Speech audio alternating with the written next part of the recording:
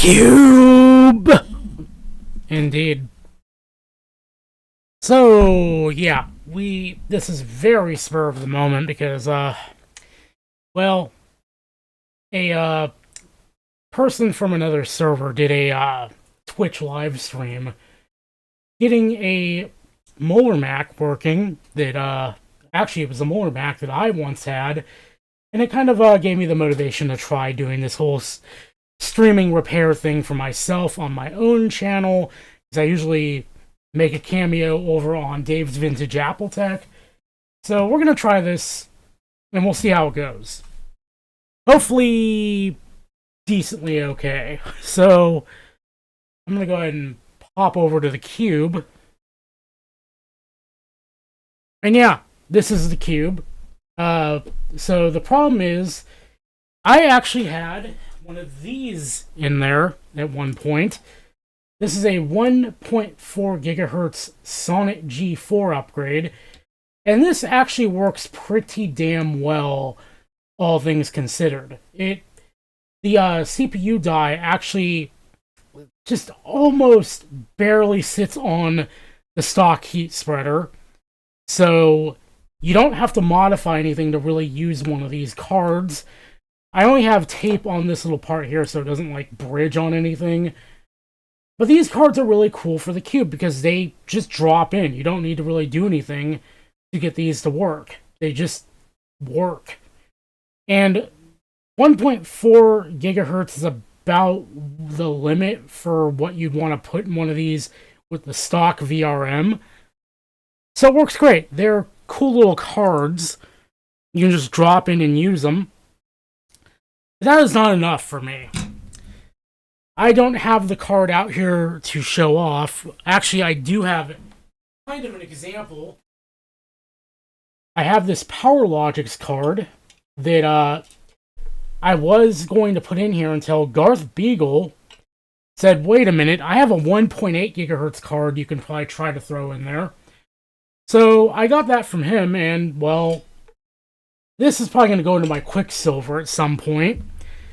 But it's the same concept, except these are a little more finicky because I'm not going to take this off right now, but you can probably tell from the back, there's a bunch of unpopulated components here. And in fact, let me see if I can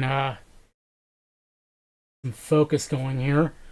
So these cards, the higher spec G4 upgrades, are like this one where they have a card that was meant for dual CPUs, but only one of them is populated. So the CPU die sits off to the side. And that becomes a problem because that means it doesn't contact anything with the stock heat spreader. So you have to really kind of jank the whole thing, and that's what I'm trying to do here. Now, I'm aware that there are ways to get around this. I believe a guy named Herd from 68KMLA actually has his own custom heat spreaders for these things. But I actually have a friend who reached out to him to see if he would sell them separately, or sell one to me for, from what I've heard, they're around $30, which is what I'm definitely willing to pay that much. But yeah, I had a friend who is more well-known in the cube upgrade scene, so to speak, reach out to him and ask, hey, do you sell the spreaders separately, or can you make one separately? Because from what I understand, he likes to put them on upgrade cards and sell them as a package, but I could be wrong about this. So we're going to wait for that to bear fruit, maybe. Maybe I'll come back in here and redo this. But for right now, I want to see if I can get this thing working without having to invest a whole bunch in like a custom heat spreader right now. So we're going to get this thing opened up and see what we can do, right? Because as of right now, this thing will start up and will run, but if I leave it running for more than 10 minutes, it locks up, which means the CPU is overheating and probably as a failsafe, just completely ceasing to work. So yeah, and yeah, this mouse pad, since Gutbomb mentioned it, this is a photo I took of a Blue Scuzzy V2.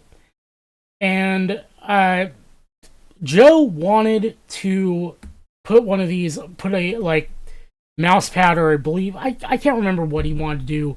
He wanted to make merch with this, and I said, "Yeah, go for it. I don't care." So as a thank you for allowing that to happen, he sent me a mouse pad with my picture on it.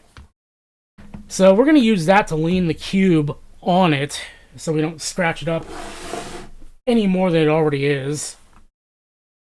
Yeah, I like that floppy disk sticker. I got that from VCF West. Somebody made some reproductions. I grabbed one. Also, check out the back. Actually, let me do something. Let me do the... Oh, that's worse. There we go. Okay. Yeah. Had a little bit of fun with this when I had it apart because there's actually some separation here.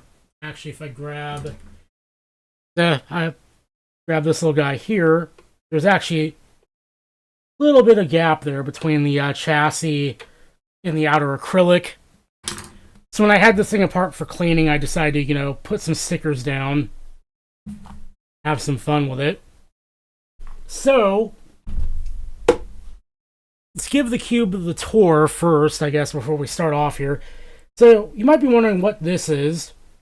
This is tapped into a 12-volt Molex because to keep the cube cool, at least the GPU, I have this, which is a custom-designed shroud that goes on top of the cube and hooks into the GPU and VRM compartment to force air through it. Because I have well, we'll see in a moment here. But that is to run the fan directly off the cube's power rather than having to run external power to it. And now that we're done with the acrylic, we can throw that aside. And yeah, the reason I want to keep that cool is because I have this in here. And for those who do not know, that is a GeForce 3. And these are quite literal unobtainium because they were not, from what I understand, a very desirable upgrade at the time. But they are the best macOS 9 cards I believe will fit in the cube without modifications. There are other cards I believe that will work, but you have to usually take the VRM out and relocate it somewhere else. And that's a bit of a pain. So this is the best drop-in graphics card for macOS 9 on the cube, which is what I want to do. Which is also why I'm perfectly happy with a single 1.8 gigahertz CPU in here, because dual processing is really kind of a waste on OS 9, except for apps that are aware of it. So let's get started with taking this apart.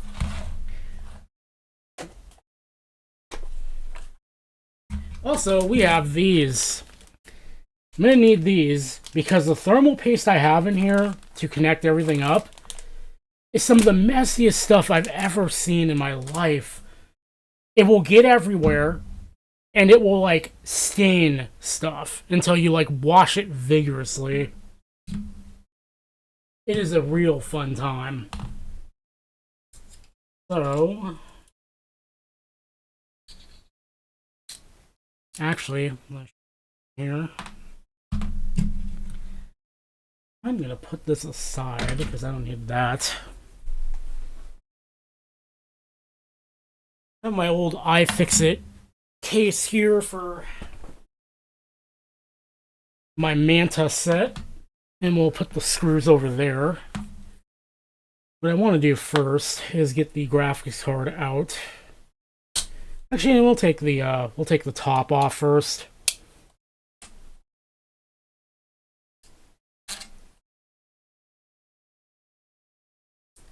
Eric Helgeson has finished a workout. Go him.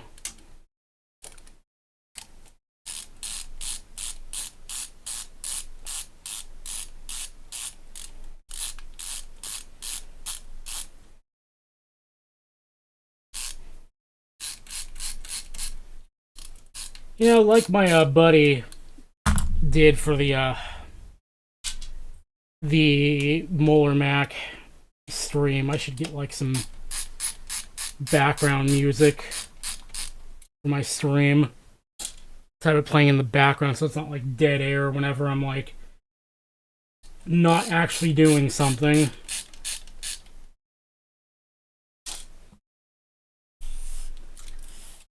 Ten seconds before Gutbomb's like, hey, I know a guy.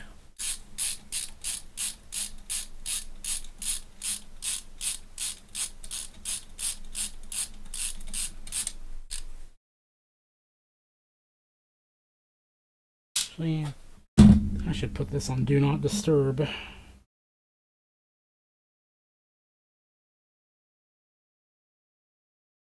On until this evening.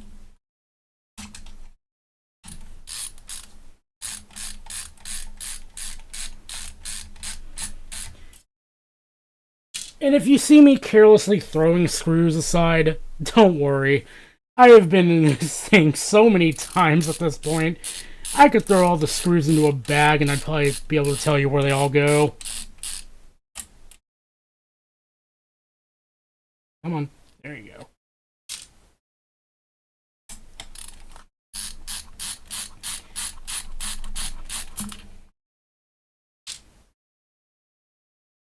God, this is so loose.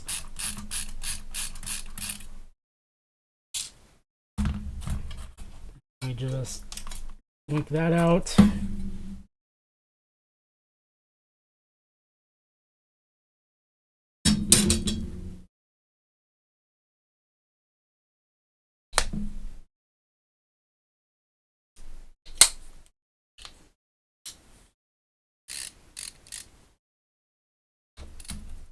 And now the Grapnix card.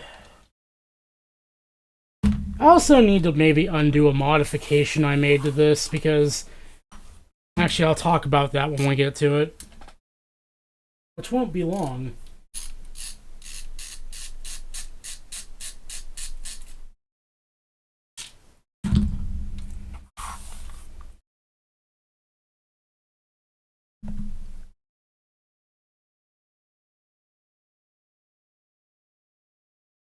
This just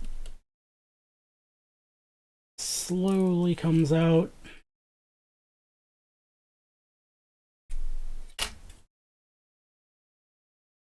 Some more safe.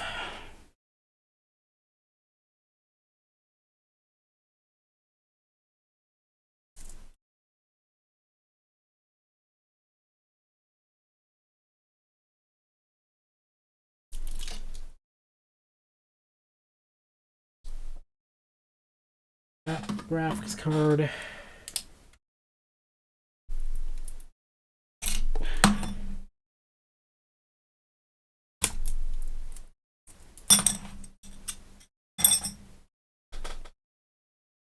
Okay. So now, good old buddy, the VRM has to come out. This black stick is kind of wasted, but it should be enough. There we go.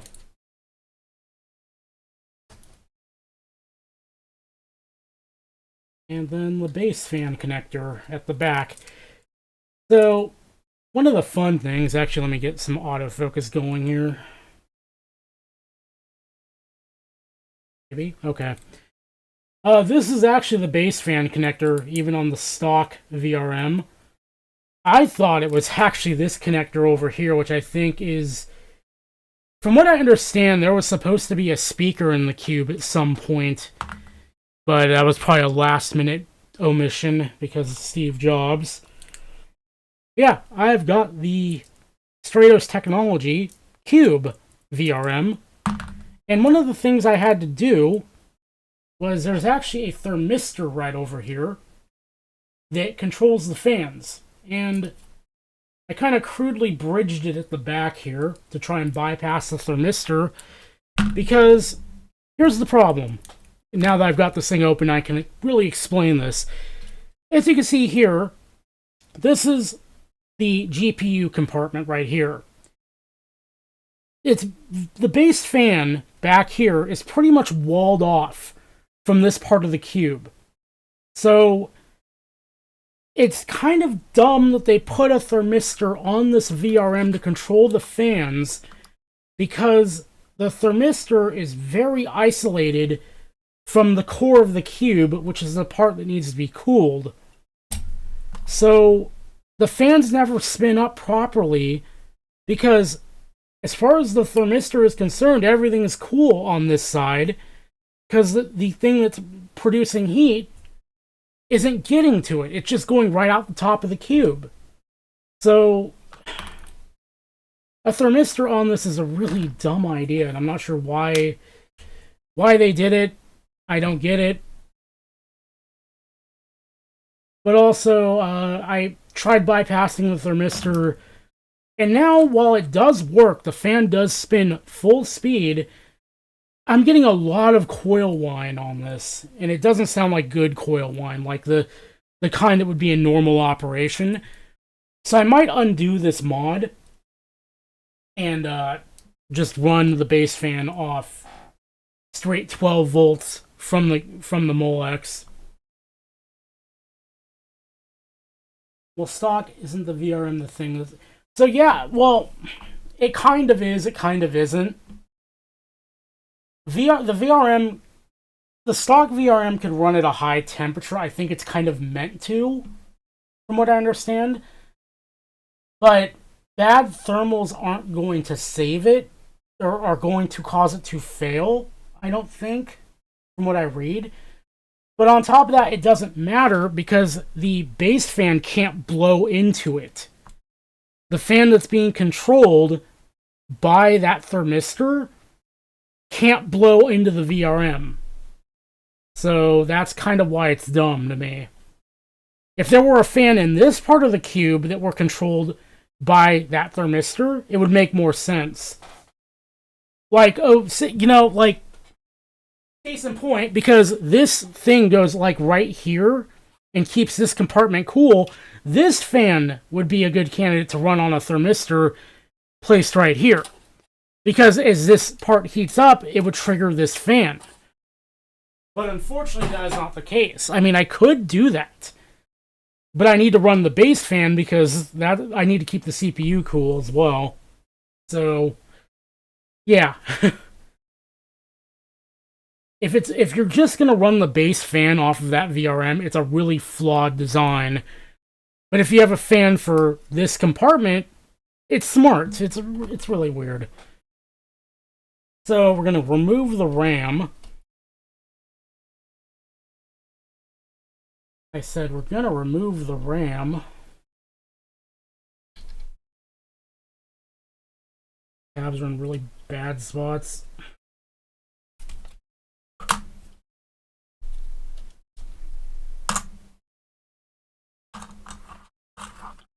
We'll put that aside.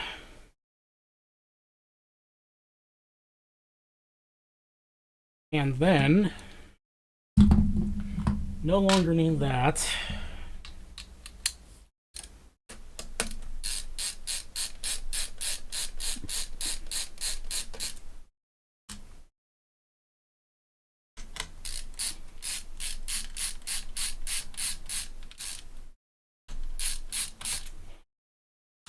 Actually, on the VRM talk, from what I understand, like, some MOSFETs are actually meant to run hot. I could be wrong on this, though.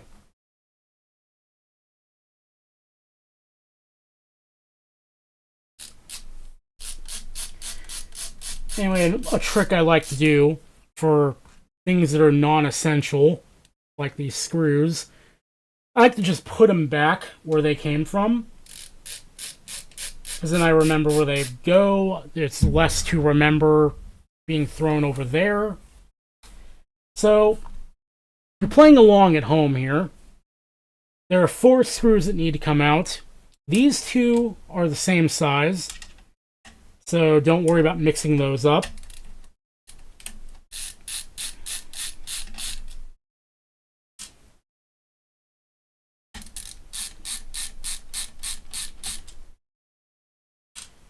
The two towards the back or towards the bottom are the ones that'll trick you if you're not looking. So we got one right here. And this one kind of has a bigger head. And then there's one back here, which I'm actually going to switch out for. If I can find where I stuck my screwdriver.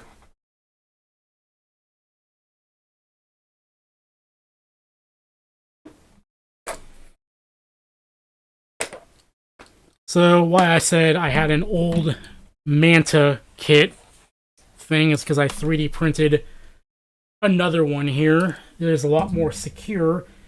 As it turns out, these ones are just magnetically held together, and if they're in your bag and something bumps them the right way, they'll fall apart.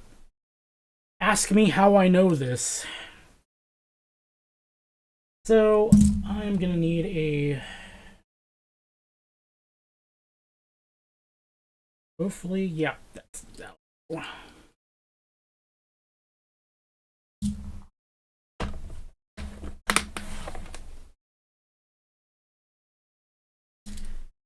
And the reason why you want a smaller driver is because there was one kind of tucked back here. Really hard to get. And this one is a longer screw, so be careful when you're putting this back together. Finally, and this is where I'm going to get the gloves out, we have the heatsink screws, which go all the way through to the core, so you are going to want to remove those.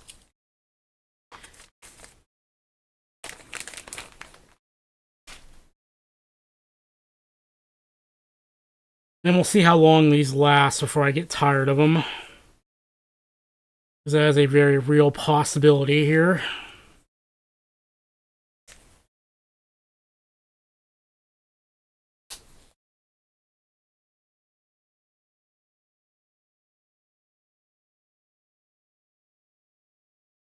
I really do not like the feel of gloves.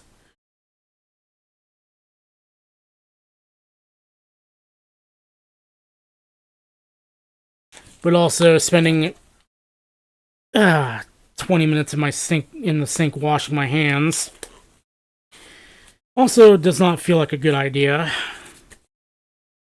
There we go. We are gloved up and ready to go.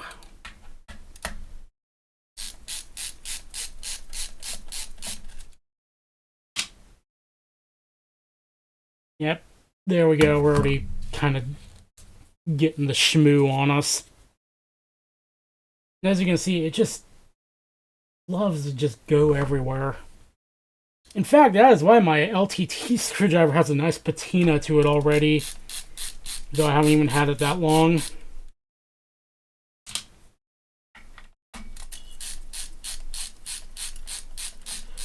So, I will point this out because I will probably forget to point out later. When you are putting the cube back together, you will see these little rings here. Let me see if I can get you zoomed in enough. I am shooting this with an iPhone XR, so it's not going to be the best quality. Yeah, I think that's about as good as it's going to get. But you can kind of see right there, maybe, these little rings that are poking through the motherboard just a little bit. You want to make sure when you reassemble this that these are all coming through on the other side, because these are the heat sink or the heat spreader spacers, and if these are not all sitting correctly, the heat spreader will not sit correctly against the cube's core, and it'll do the same thing it's been doing to me as of recently, where it's overheating and crashing. Ask me again how I know this, because this problem punked me so hard for so long when I put the 1.4 gigahertz upgrade in here, and I am mad at the amount of time I lost diagnosing that problem when it was just something so obviously Anyway, I'll just zoom back out. Yeah, you know, we'll live with this zoom level because it gives me a little more agency over the whole thing here. But now we should be free to go, and the problem is this is not going to come apart willingly, especially if this is the first time you're doing it. So what we're going to do is I'm actually going to put that back in. We ate the fan connector, but it's whatever. So you can kind of see again why we're wearing gloves here, because this is an unholy mess. And you're going to want to get something kind of in between this little separation here. And I'm looking for my screwdriver, my other screwdriver that I used to do this. Well, I have a black stick here. It's kind of spent, so unfortunate. Maybe I can get away with it, but you come in here, you can kind of push this clip in a little bit, and there's a little gap here. And you just come in here and just, there you go. Now it's separated, and the motherboard should just come right out. And we can just knock it out of there. And you're going to want to open this kind of like a book, because at the underside here, we still have the IDE cable connected.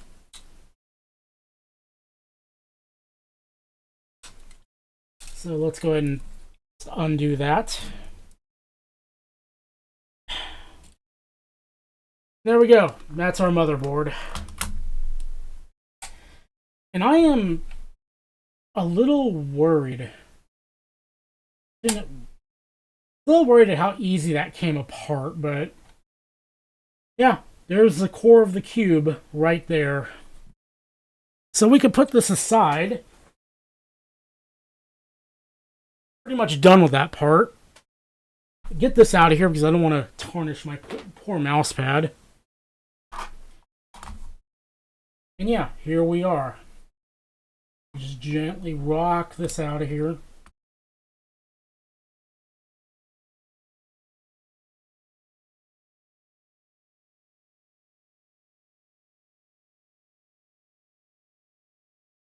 The connector's right on the other side of this board. There we go. Now, as you can see, this is really in reality just a sawtooth in a cube. So, I think with some exceptions, most upgrades that would work in a sawtooth will work in here, like CPU-wise. They just have to be square. Some people have gotten away with the rectangular ones, but that requires an amount of modification that I don't feel like dealing with personally. The last but not least, this little thing off. Comes a spreader. So this is what I've done thus far. As you can see where the problem is here. So we're going to get that out of here because we don't need this. It is making contact though, which is a little bit concerning. But this is the stock heat spreader. I've cut some away from it because it was colliding with this coil, I believe that is, on the CPU upgrade card. And what I had to do was actually take some shims here and stack them up to get this to meet the die. Now the die falls right between, yeah, I think that's what happened here. So the die falls almost between this little bar here and this part of the heat sink and the shims. I'm tripping on my English today. Forgive me. So what I need to do here is, because I've already kind of done these shims this way, these shims, not wanting to come off, these shims are bonded together via solder, because I decided to solder them together, and they seem to be doing pretty well at thermal conductivity with that. So what I'm going to have to do here is, I believe, take the Dremel and kind of do what I did here, but to a much lesser extent, and expose some copper over here. And I'm going to try and solder these together. I'm not worried about anything here because I'm not damaging this to the point where I can't recover from it. Because at this state right now, and in that state too, I could just go and grab the 1.4, throw it back in here, and we'll be fine. But for right now, I need to go wash this up, and I will be right back. Ugh, God, this is everywhere. I also have this spacer here, which I need to do something with, because I need to shim this a little bit more on this side, because again, as you can see, there's no CPU on the other side of this, and the way this is currently set up, it could also tilt a little bit too far in the other direction, and this is thousandths of it, like an inch here, really matter. So yeah, I'm gonna go wash this up. I will be back. Great. I can't do a thing because my fingers are covered. I don't have a BRB scene anymore, so I'll just leave you guys for right now and go wash up. I'll be right back. Oh God, it's getting everywhere.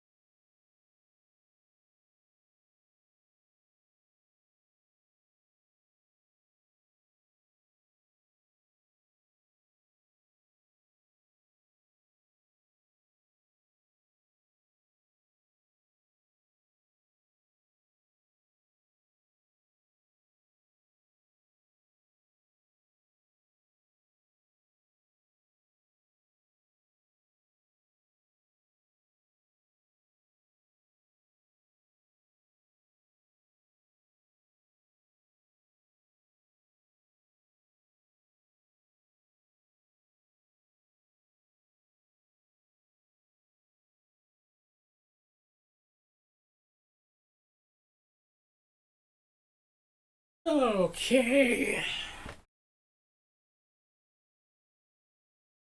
That was fun. So the gloves tore, and I kind of gave up on that prospect. On top of that, on some things, once this solder gets, or this piece gets onto it, it's on there for good. And maybe that's going to be the case here. You probably hit it with some alcohol and it'll come right off. But this is the heat spreader. And this is the shim. The thick shim that I made by just putting some solder between them. You can kind of see. Trying to get it up here for you guys. Focus here. Not the button I wanted, but thank you. Kind of see right there. A little bit of solder came out.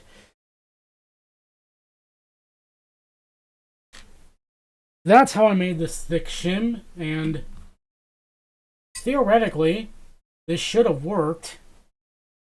Because if it's not exact, it's very close. And I do believe this is thermally, I mean, this should be thermally conductive because solder, I mean, like AMD, for good example, solders IHSs onto their CPUs. So I would assume, hopefully this solder at least, is thermally conductive.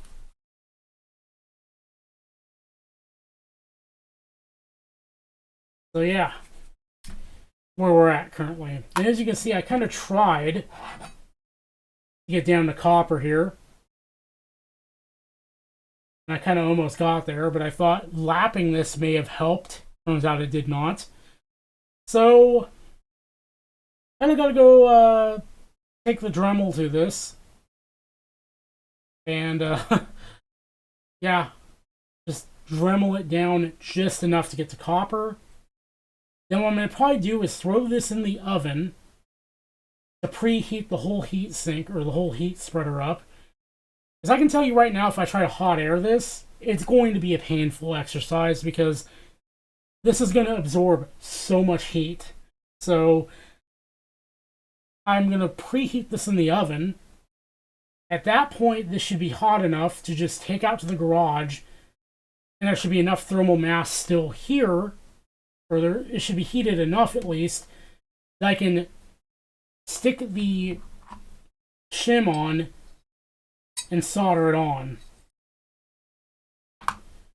That is my hope, at least. Now, is this all just completely just out of this world janky? Yes. Is there a way around this if I had money? Yes. But I'm neither smart nor money. So, yeah, things are going to have to happen.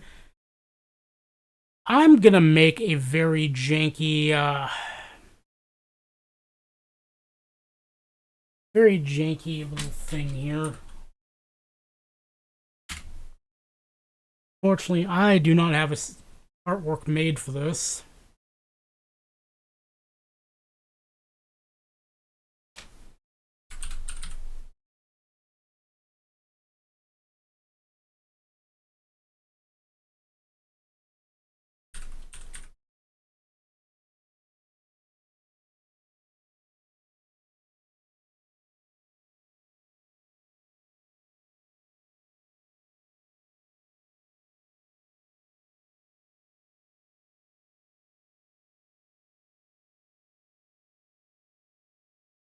That sounds like BAB, but what can you do?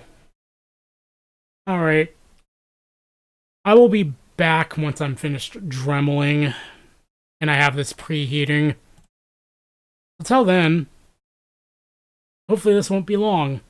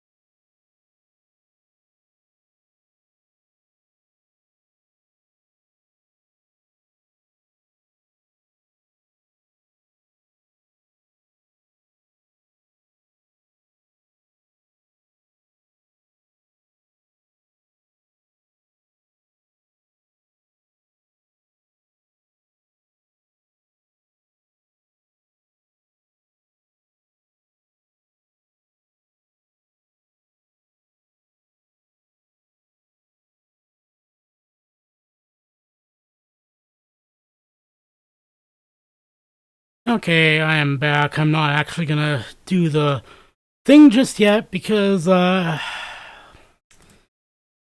where is my droid cam? So, kissed it with a Dremel. We got our copper exposed. Oh, hey, Joe. So, what I'm gonna do now, actually, is I'm gonna grab my finishing sponge, which has seen better days.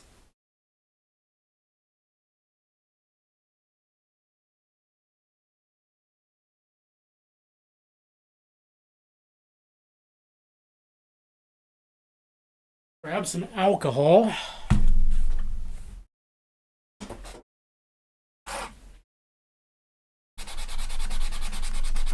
I'm just gonna even this out a little bit.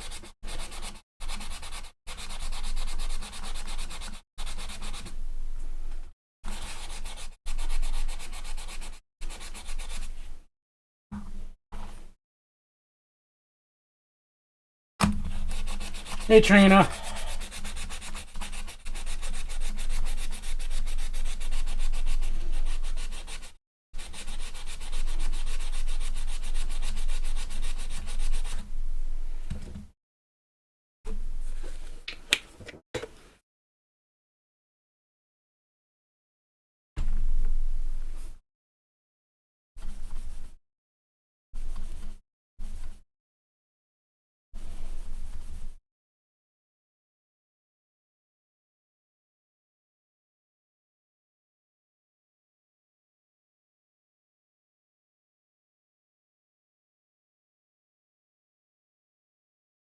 I don't think this is gonna matter because the solder will fill the cracks or the imperfections.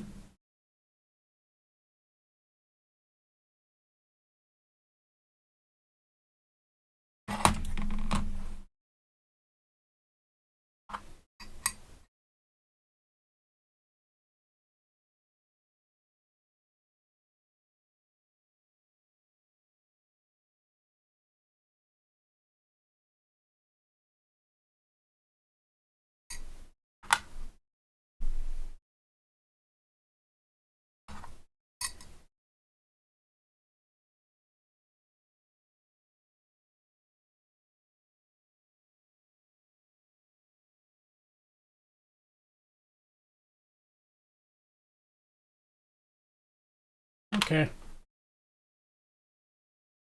I'm gonna go preheat this in the oven real quick. I'll be right back.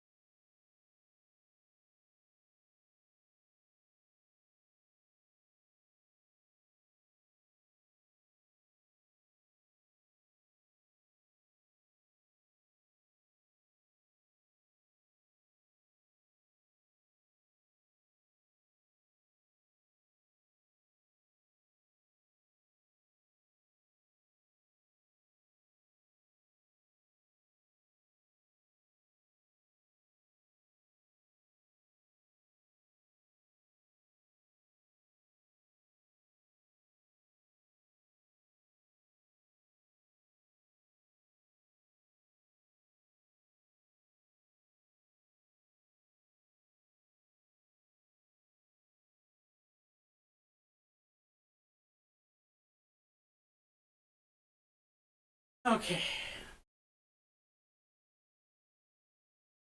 Oh, that's preheating.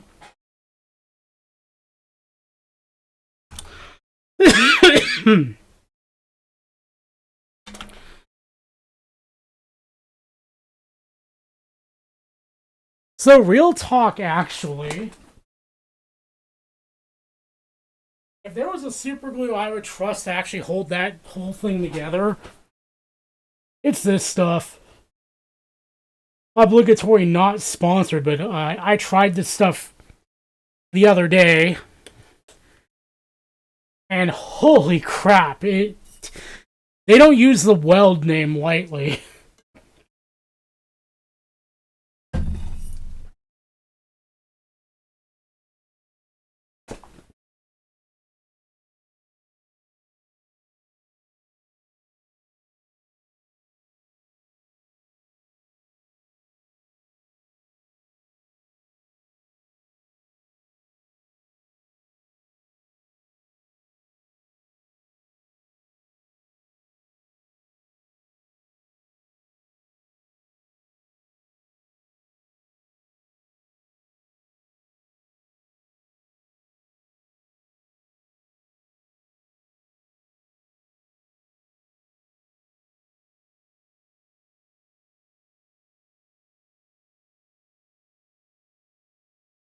Okay.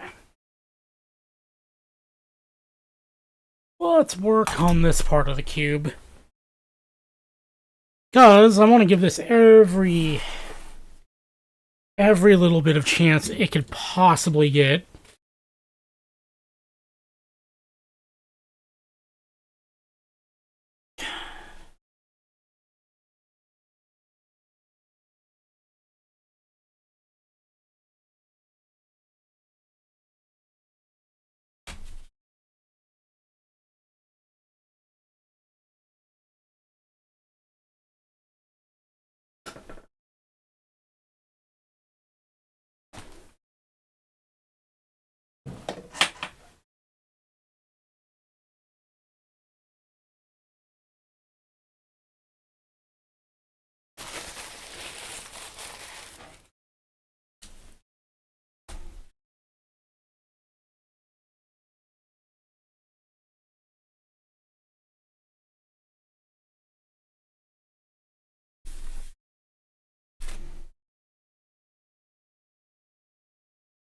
That's what I meant when I said this stuff gets literally everywhere.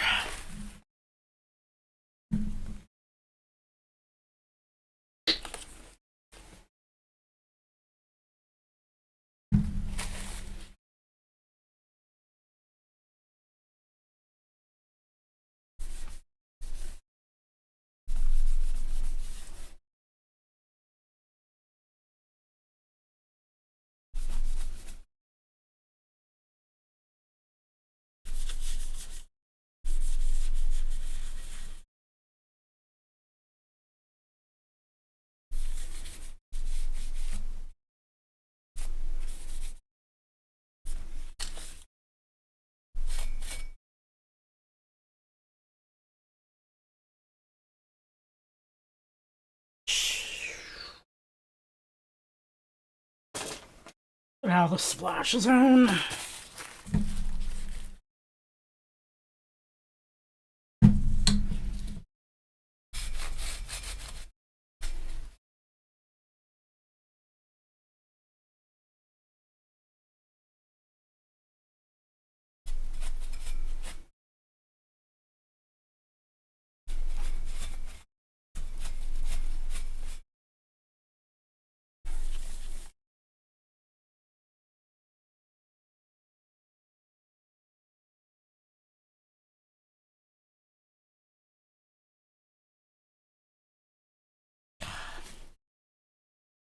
Stuff is turning my hand silver.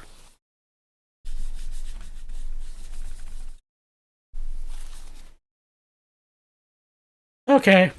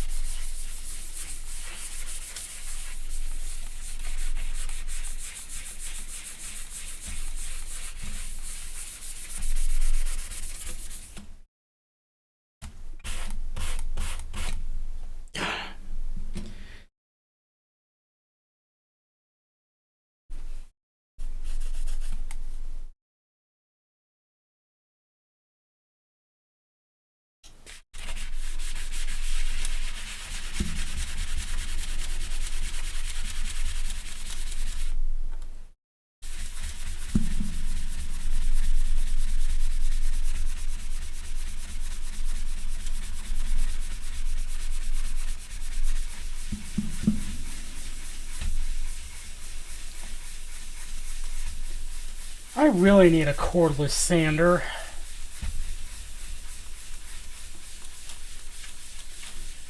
Maybe one day.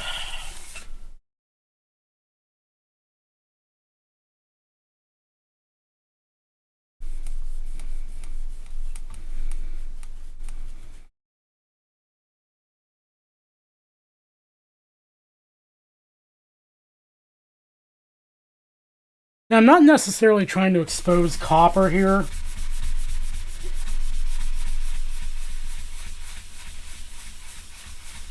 I'm just evening this out because it was also mentioned to me that these mating surfaces here, and I know Trina's going to take that one out of context, are not very good. So I'm kind of lapping them to give them the best possible chance here of thermally conducting.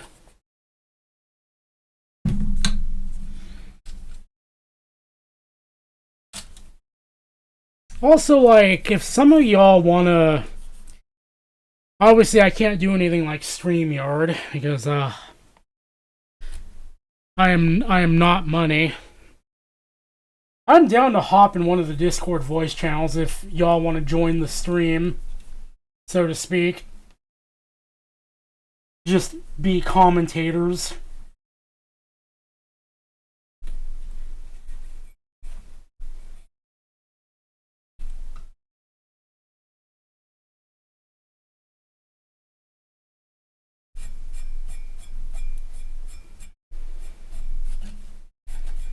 I really wish, like, there were a way to, like, privately host something like StreamYard. Have people connect to you. That'd be kind of cool. Because I have all of the upstream bandwidth at the moment.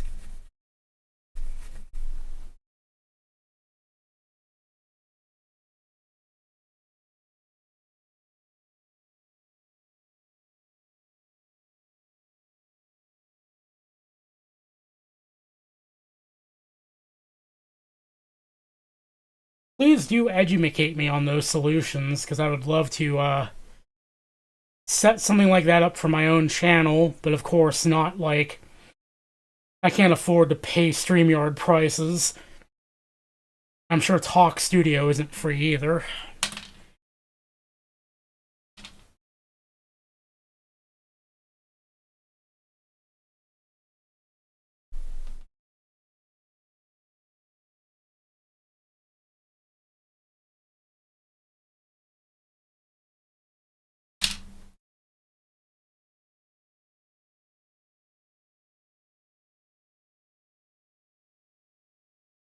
I know you can use StreamYard for free, but it kind of sucks.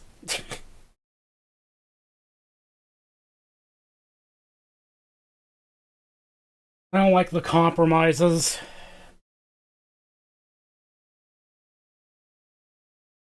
I've looked into Video Ninja, and I was not...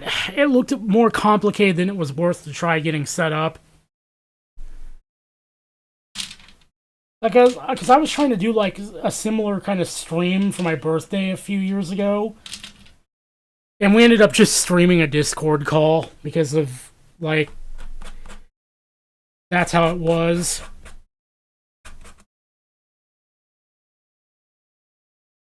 I should look into them again, though, because maybe things have gotten better.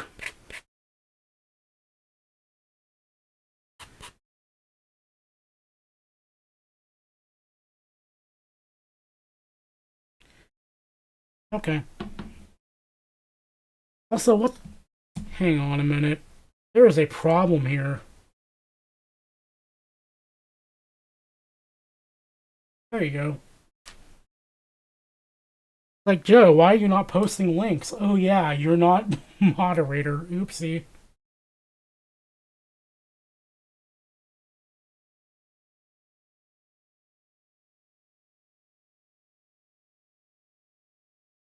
Yeah.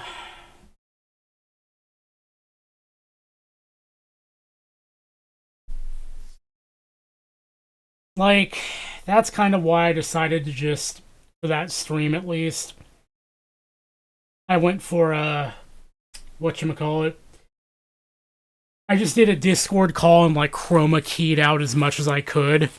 And it kind of worked. It was a little bit janky, but it worked.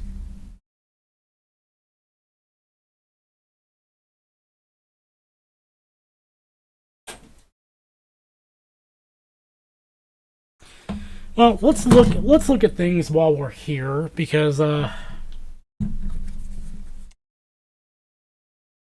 I've got a minute because I have to wait for the heat spreader to heat up.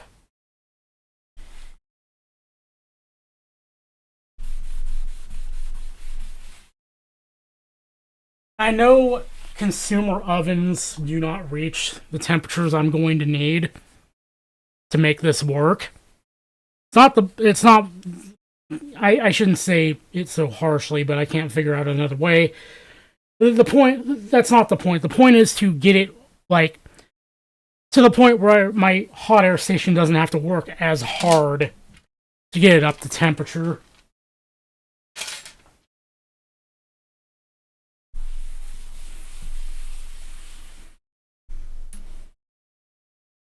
Okay.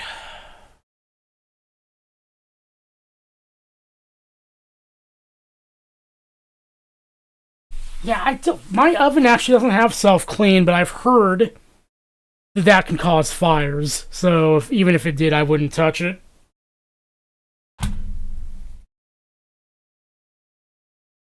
I'm gonna go.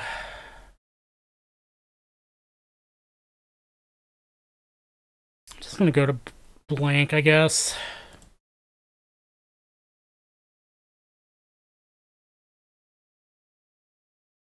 Joe was joking, or were you Joe King? Aha, aha, no.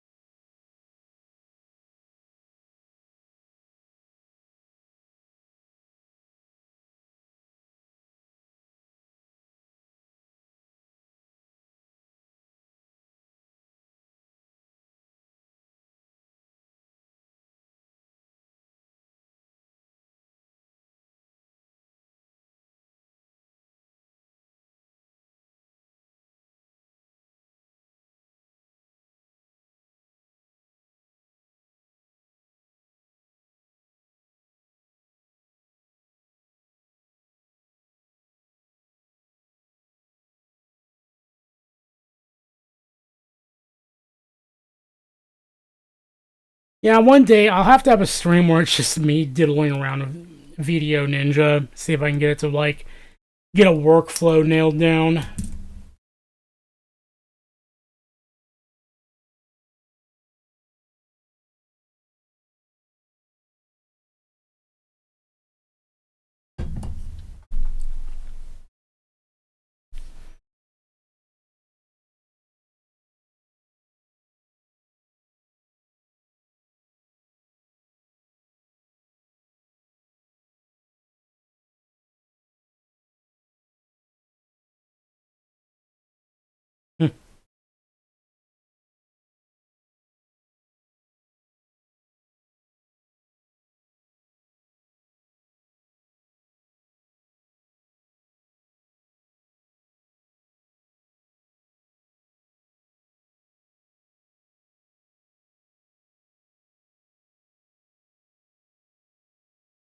I'm getting caught up on Discord doing absolutely nothing because quite literally I'm having to wait.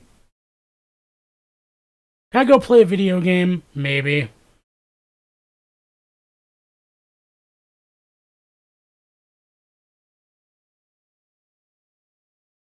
I really need to find some like royalty free background music though.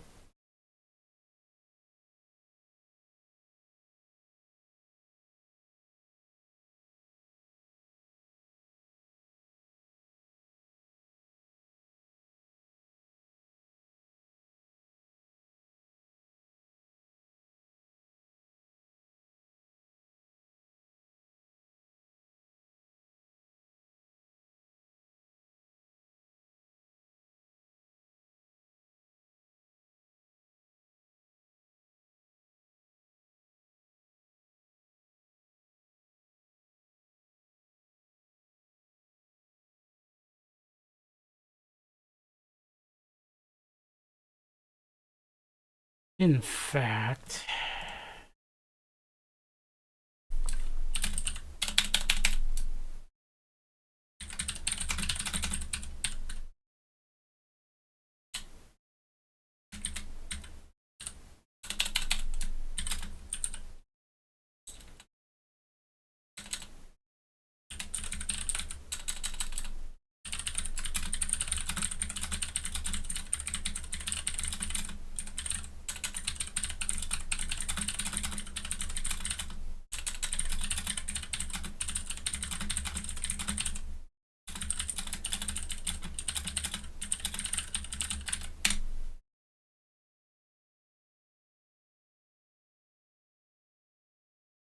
Keyboard ASMR, baby!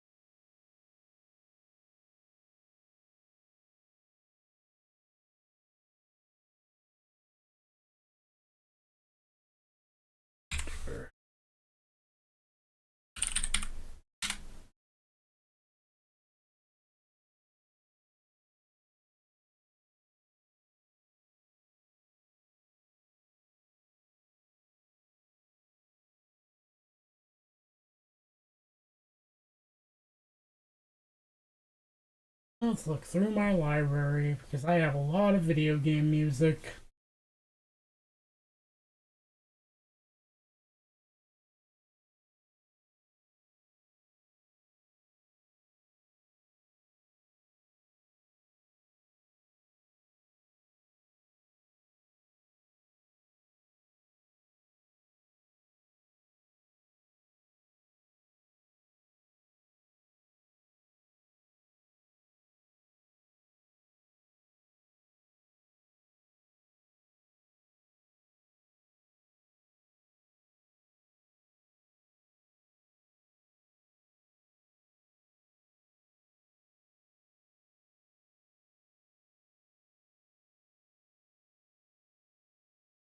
You know, I did download it back when it was a thing, but like,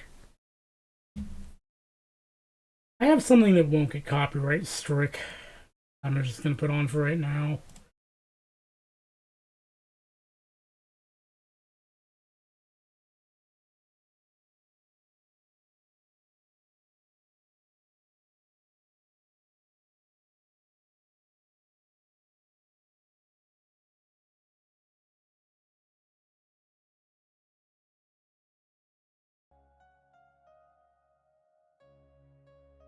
Good old Pure Solar soundtrack.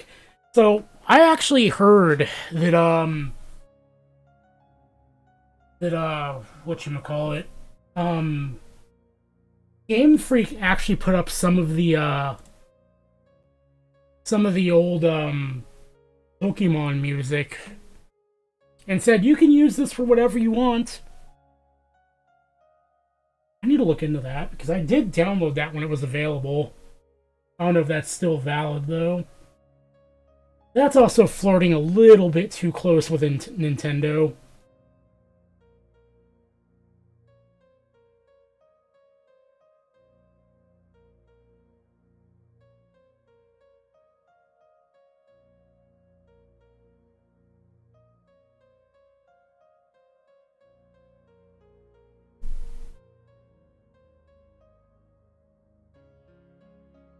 Let's look.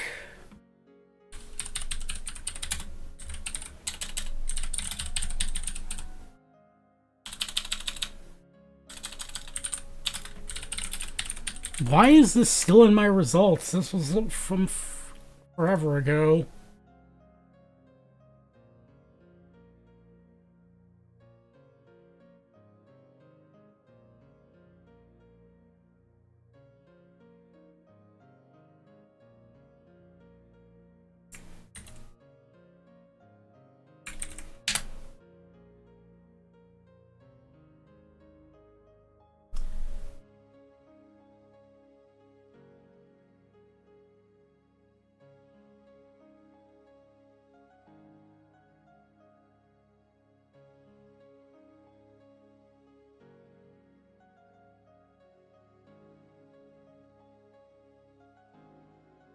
Is the audio free? Can I just bring this over?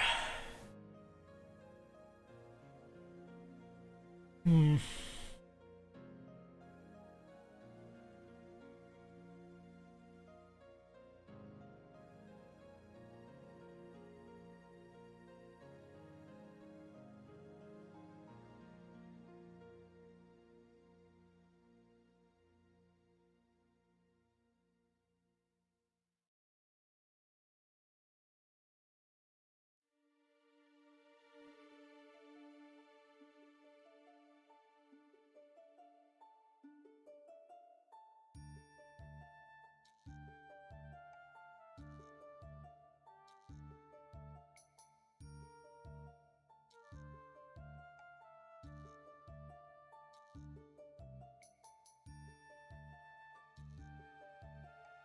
Hmm.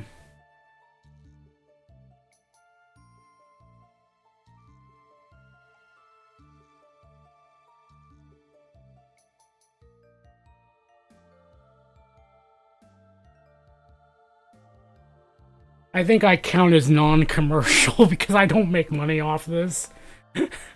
So maybe I need to go over my files and add these to something so I can just play around with them.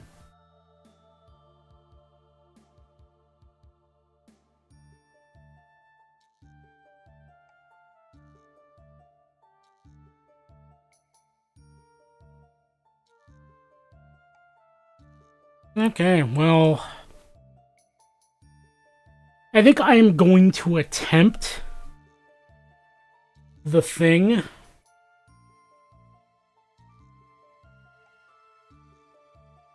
Check on stream status.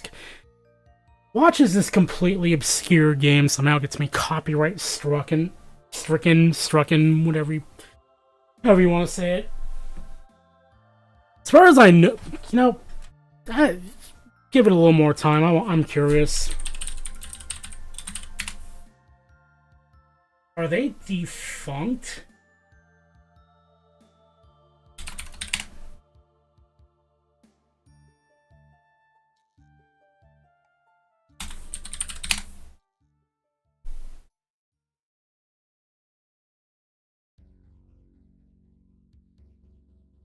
Oh shit.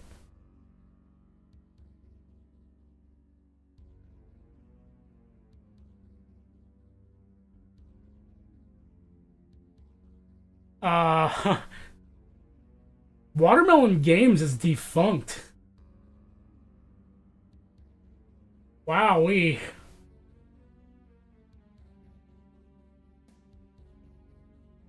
That kind of sucks.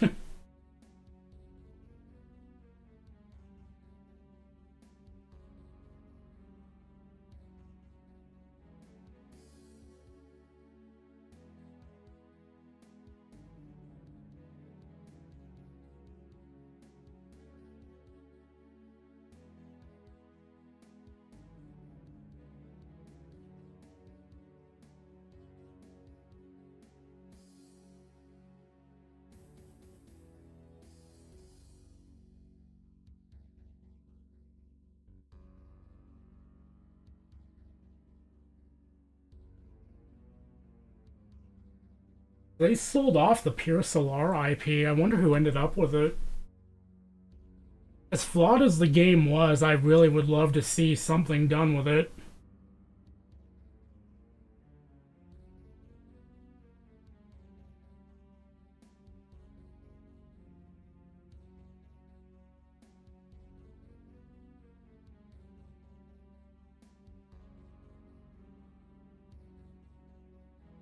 Oh boy, the googly eyes summon Tom. It's over.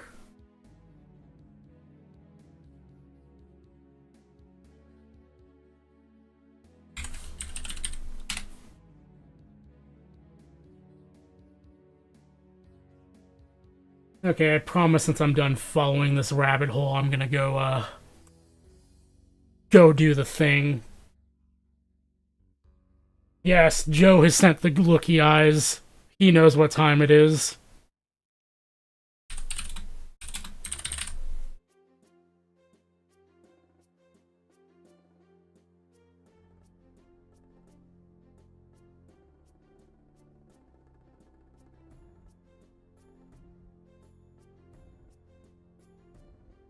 Okay. I have followed this rabbit hole down far enough. I'm gonna be right back. I'm gonna go attempt to either blow myself up or solder this thing together. I will be right back. Actually, let me turn that on real quick. I will let the background music play while this is going on. YouTube copyright cops, please don't kill me.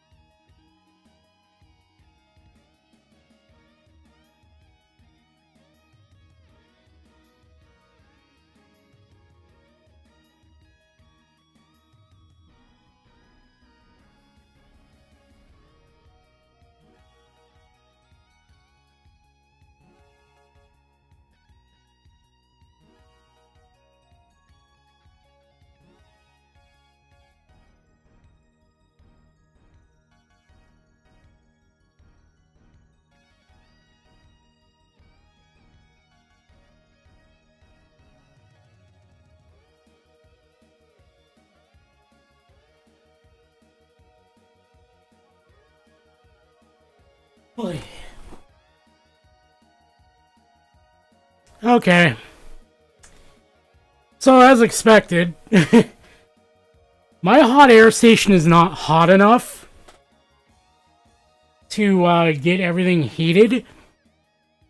So I managed to get the shims tacked down. And at this point, I put it back in the oven. Because the oven is able to get it hot enough, thankfully. So I'm letting it cook in the oven for a minute. And I'm hoping it's going to get everything hot enough and let the shims kind of settle down into place.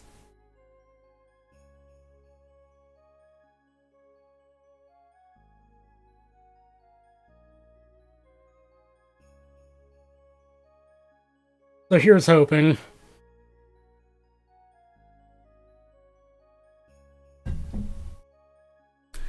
The oven did did thankfully get everything hot enough, so...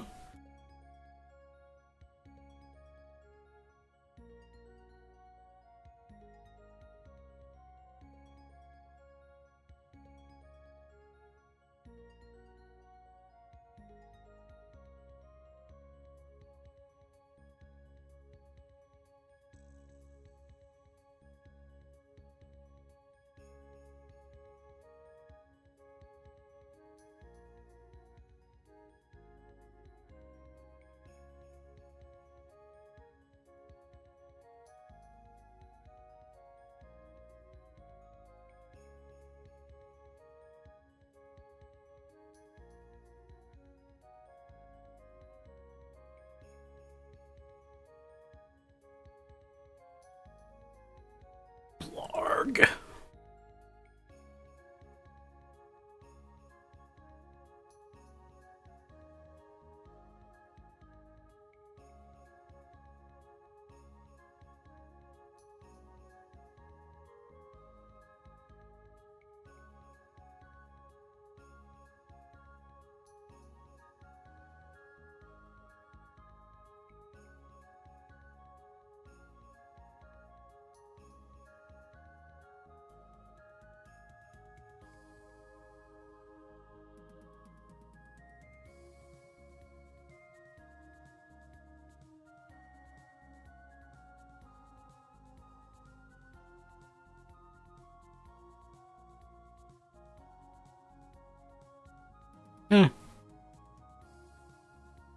Amber linked me to some good looking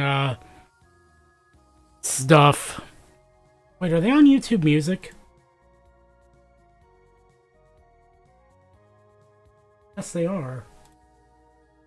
Oh my god, guys, I can use my YouTube Music subscription for something for once.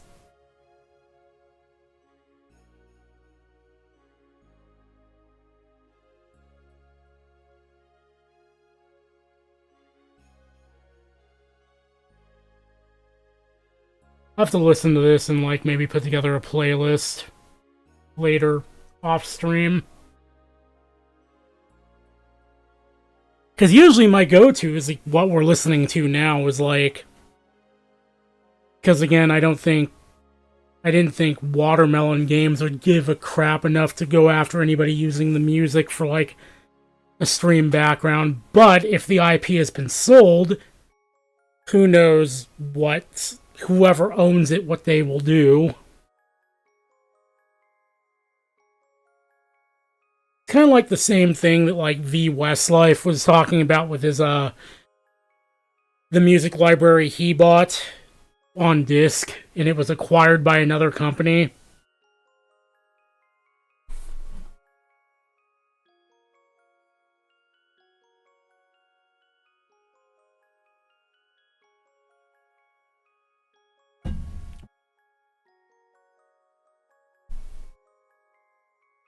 See, this is where I would, like, transition off to, like, playing a game or something, but I don't want to get sidetracked because, that would be terrible.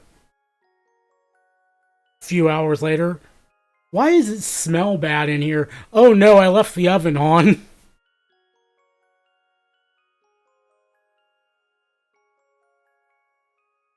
Could do like one streamer does, where it's like, hey, ask me anything for this period of time.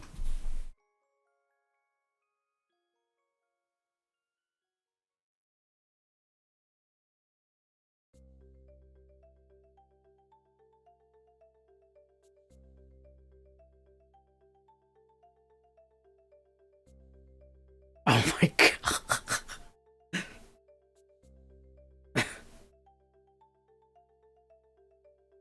Looking at my YouTube homepage, Jeff Geerling, you know exactly what you're doing. Post nut clarifications. People who know what they're doing, I swear.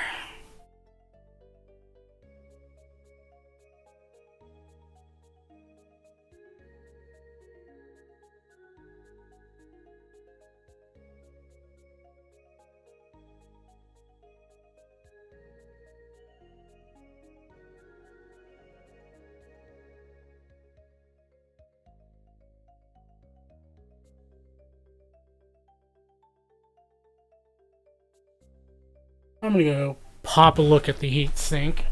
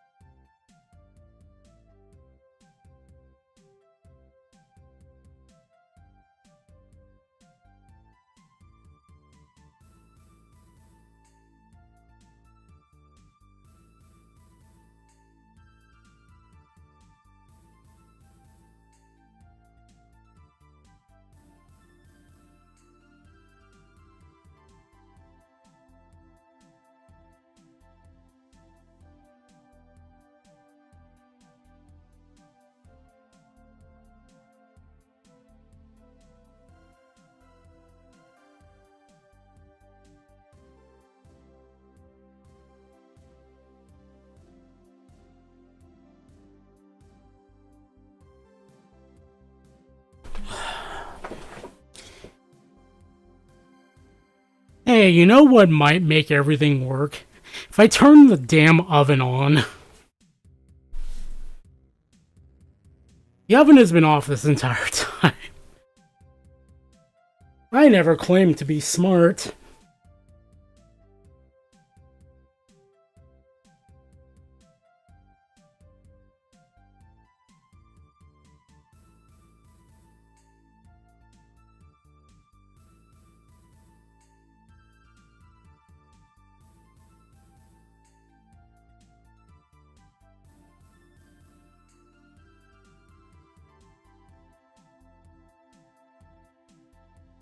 I also set the oven to broil, so here's hoping.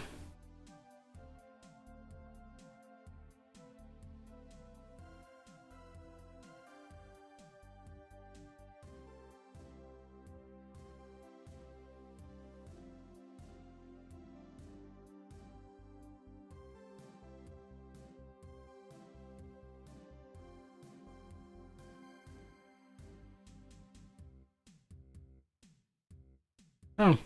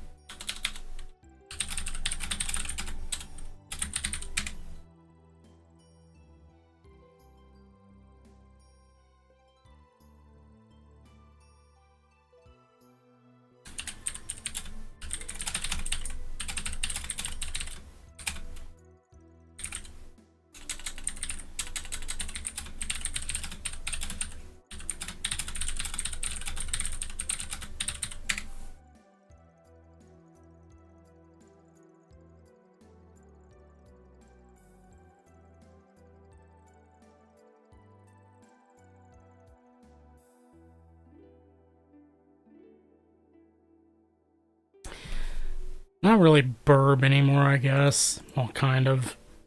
I'm waiting for the oven to come up. Actually, I'm gonna go monitor that because it's on broil. Next thing I know, my whole house.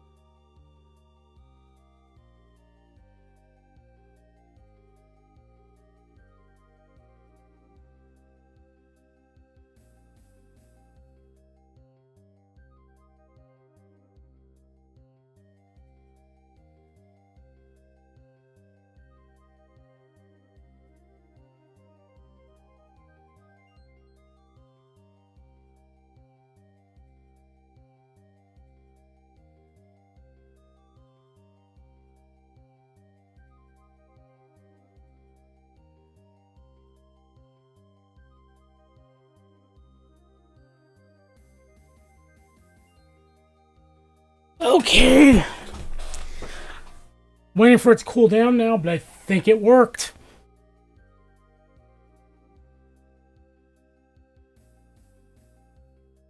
I will be very pleased if it did.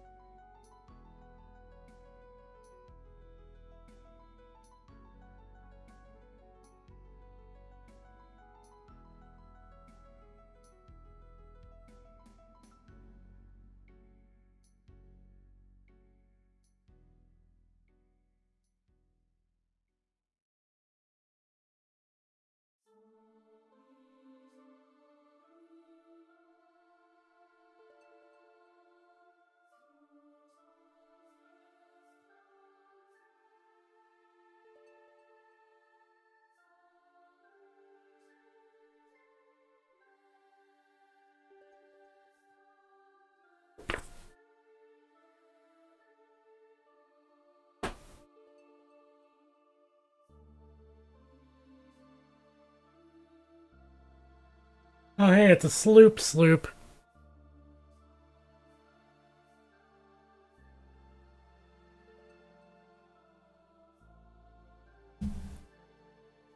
Should take this off because I'm not away. At this point, I'm just waiting for the whole contraption to cool down so I can get it in here and finish it.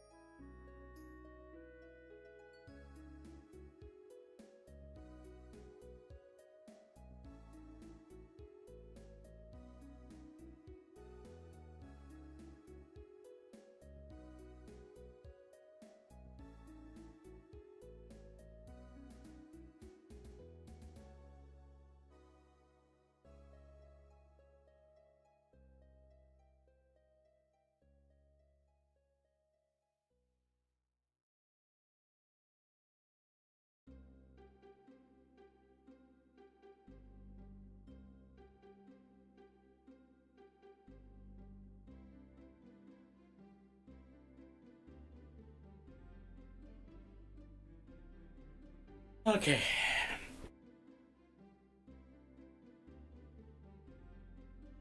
I think we're as ready as we're ever going to be at this point.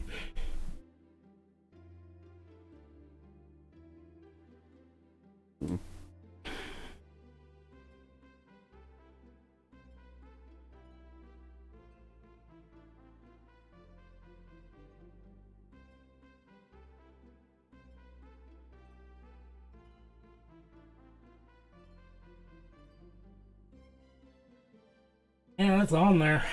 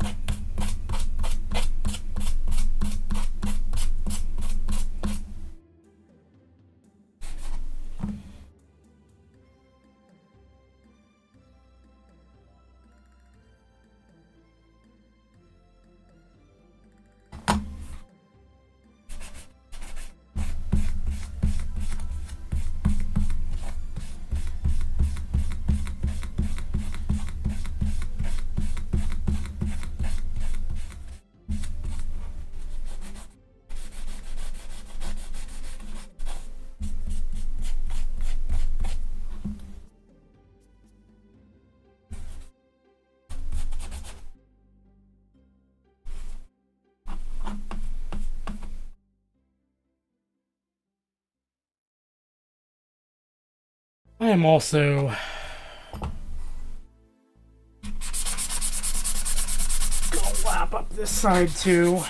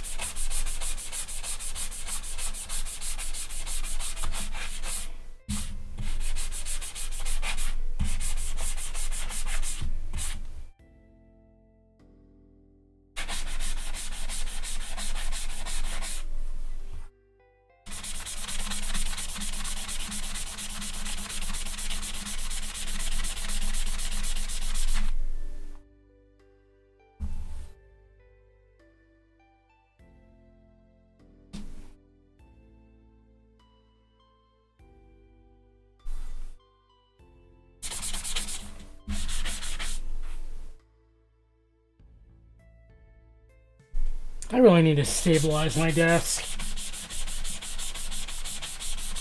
That motion you guys are seeing there is my desk moving.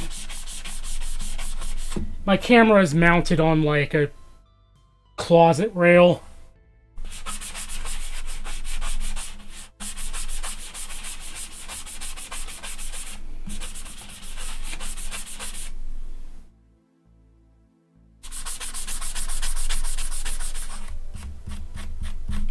All right.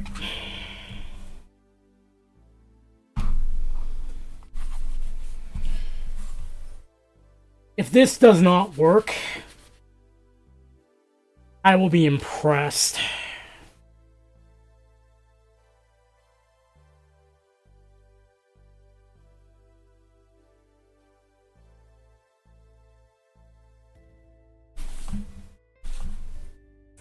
So, to recap, this shim stack is soldered all the way down.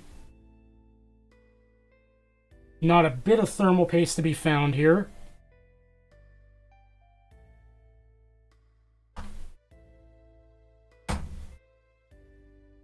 Okay.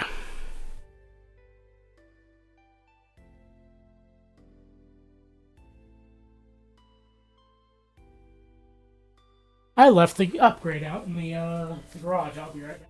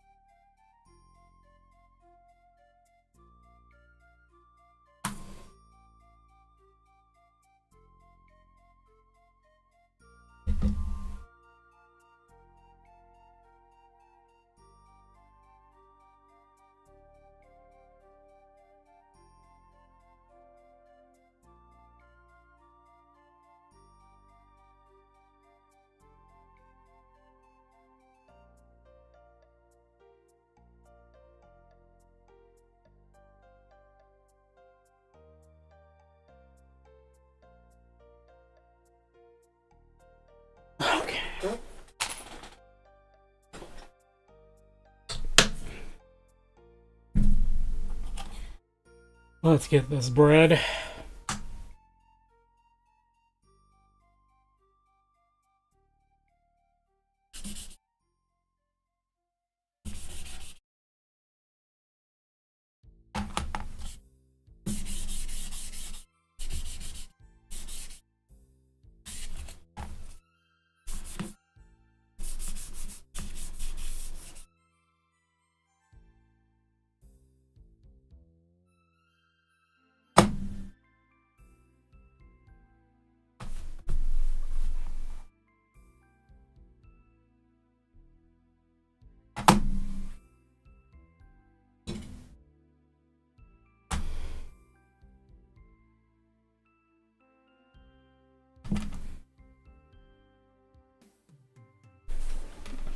I need my scissors.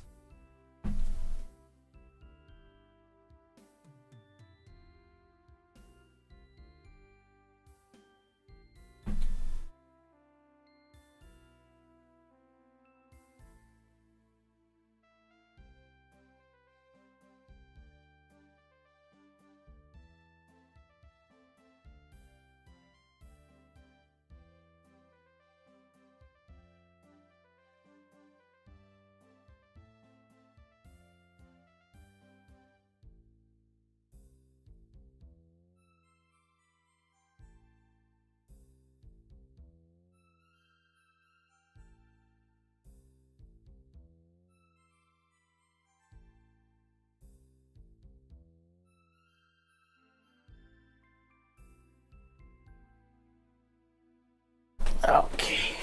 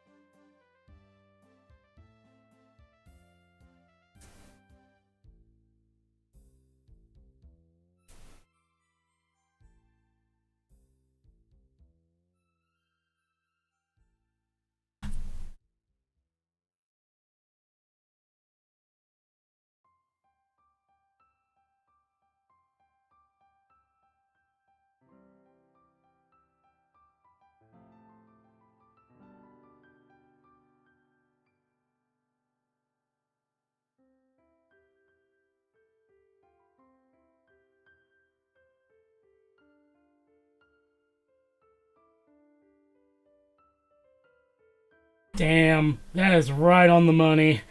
That pad's too thick though, so I will go with something. Go with thinner. In fact, before we go on, clean that dye off a little bit better.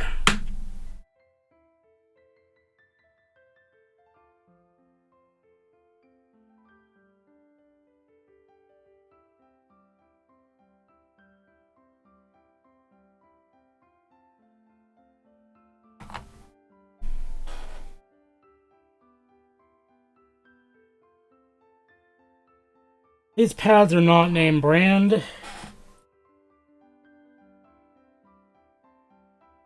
but my thinking is if they worked for the PS3 rebuild, they should certainly work here.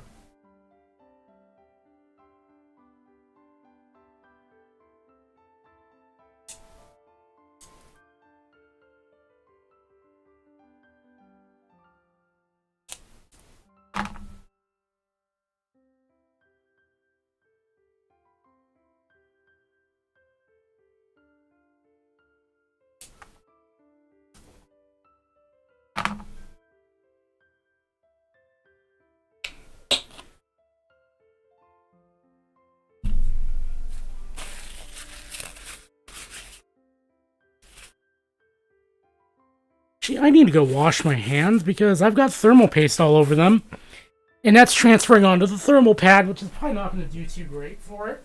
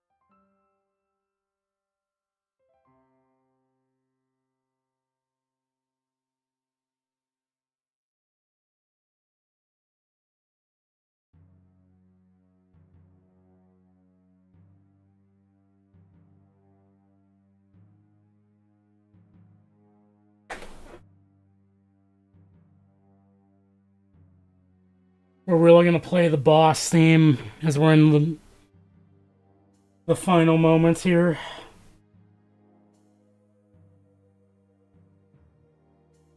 Foreshadowing.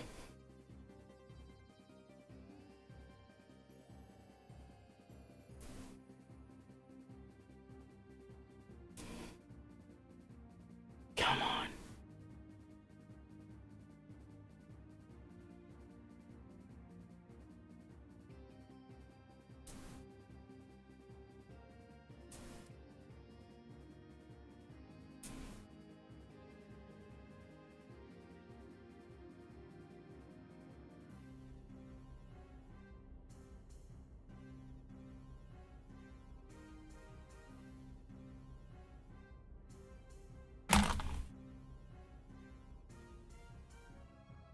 It's actually a little appropriate because I was truly in a fight there with the stupid peel.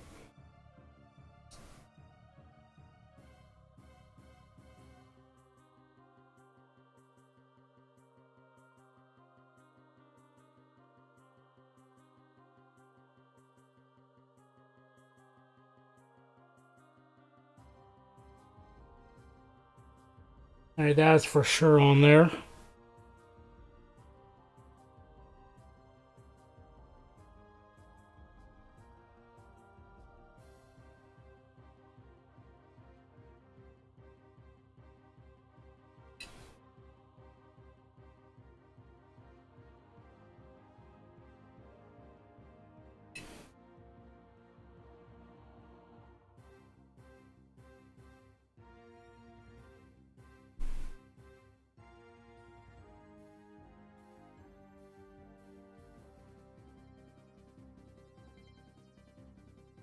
Okay. I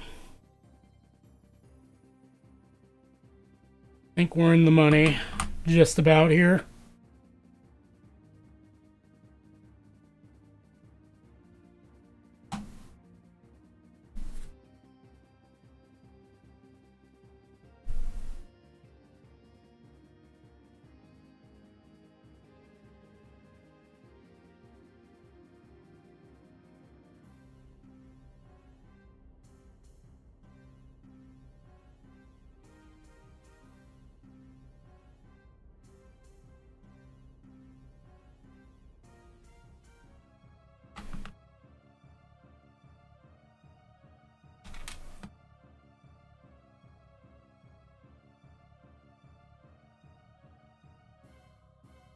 It's sticking, so that means it is contacting. It's really good.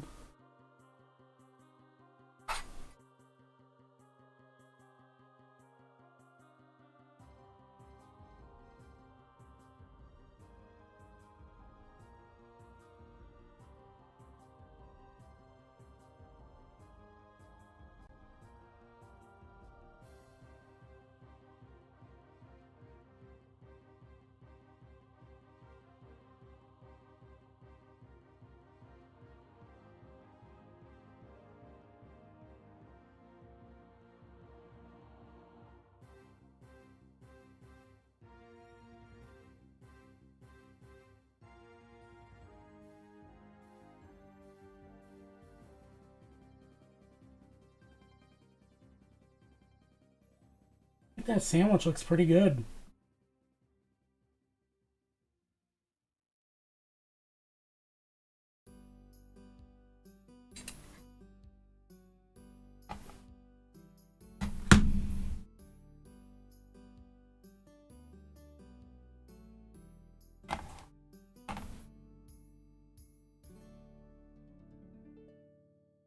Hey, Garth.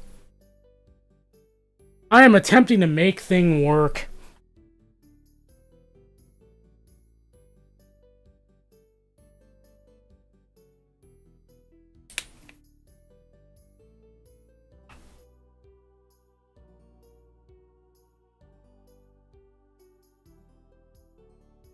Oh, shit.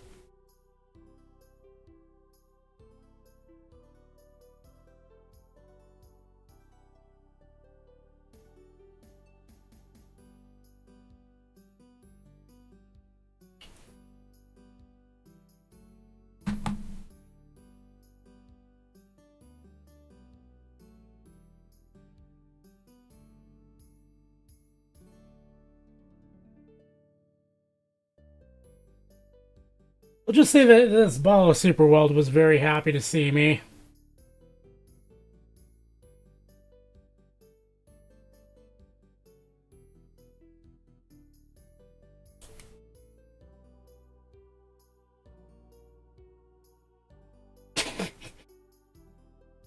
Ah, you...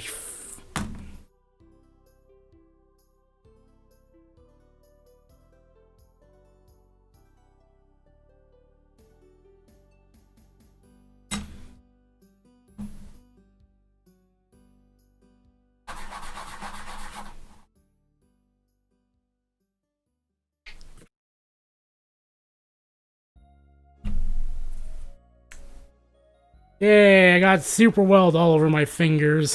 I'm gonna have an appointment with a pumice stone later today.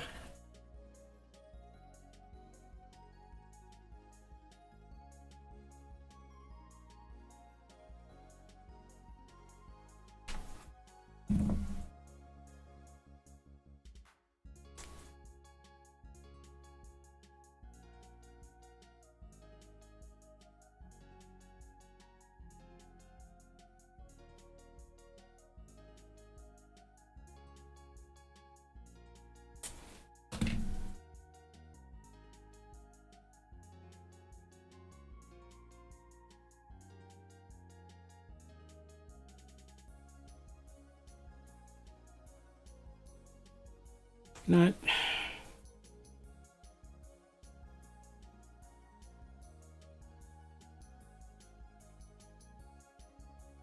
Get the stuff on my fingers to cure already, so...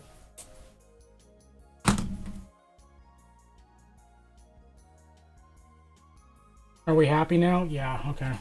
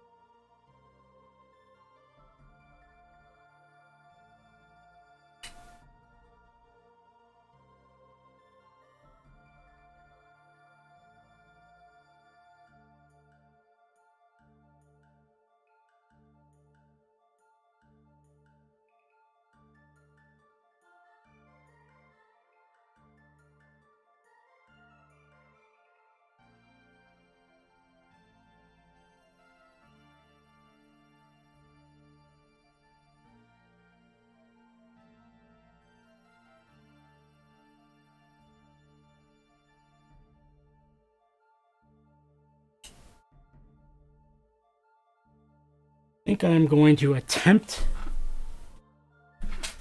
send it as is.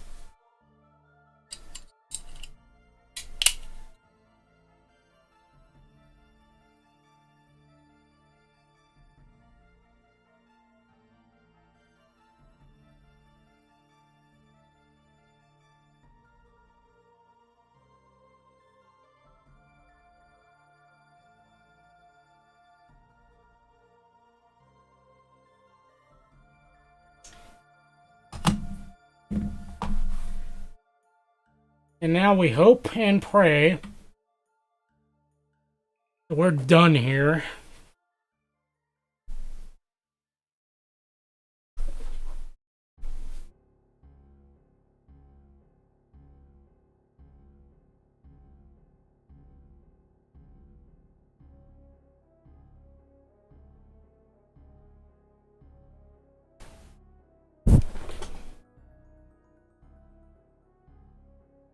Alright. Time to deal with these little assholes.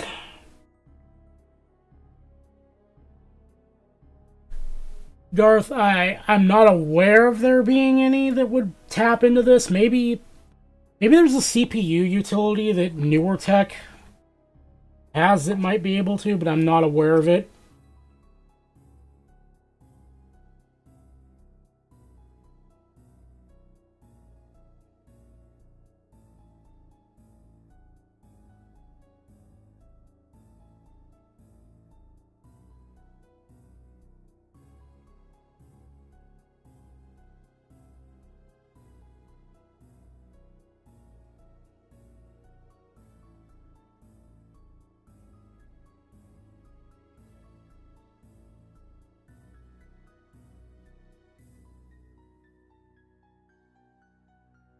I hate these. Like, this one towards the front does not want to line up properly.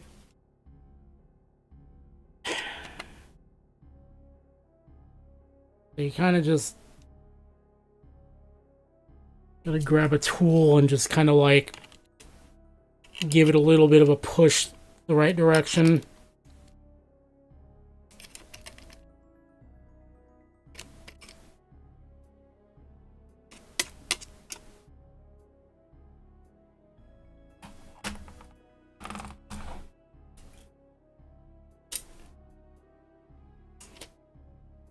Or just turn the board upside down. That seems to work too. Now this other one wants to just dance away on me. Ah, you absolute...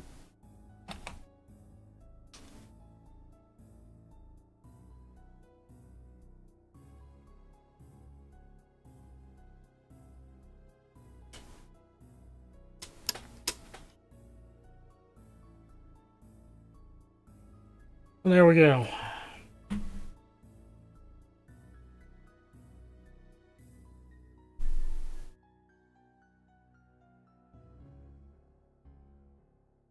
Okay.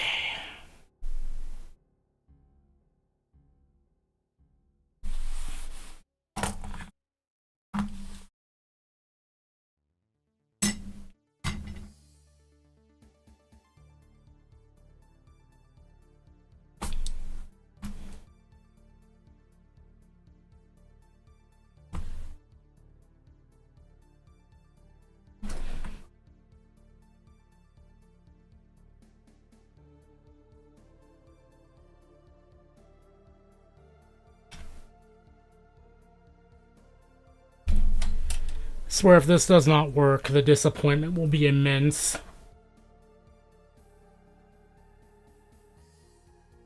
Or I forget, however.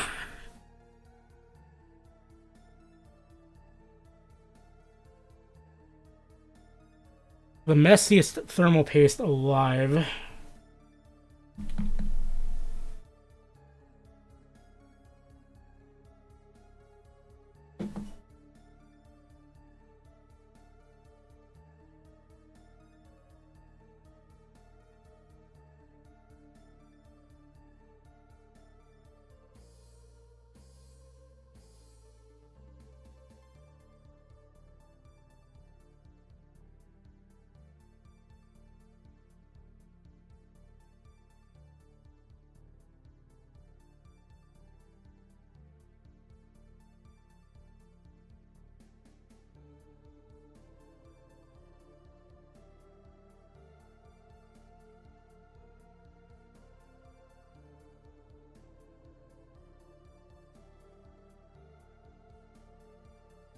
how am I determining whether it works or not?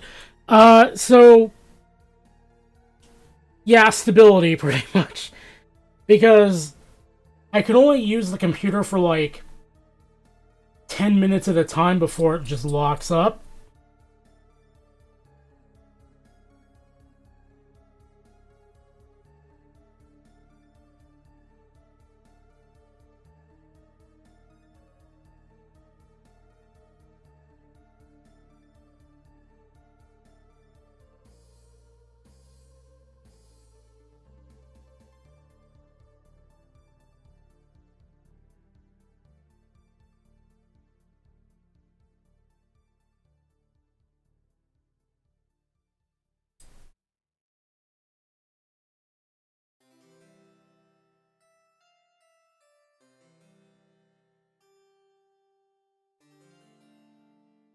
Good enough.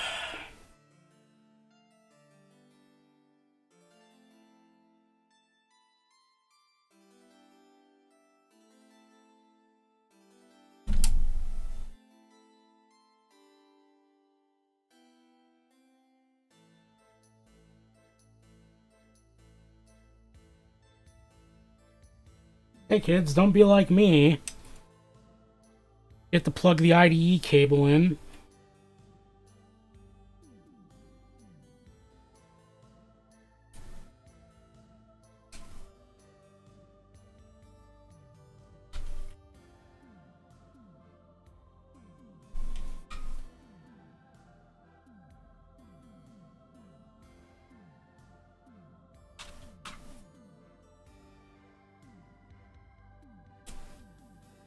Okay, so there are 2 screws with slots on them that you have to align to. And then you just hope the ports align.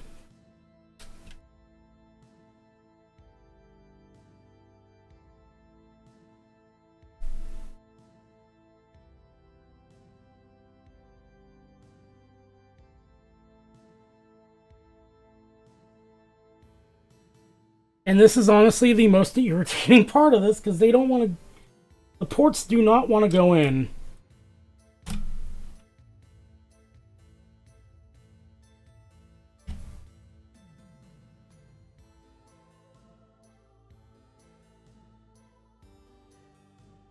And there we go. So the first order of business, to prevent these little bastards from backing out, grab the spring screws. Put those in right away.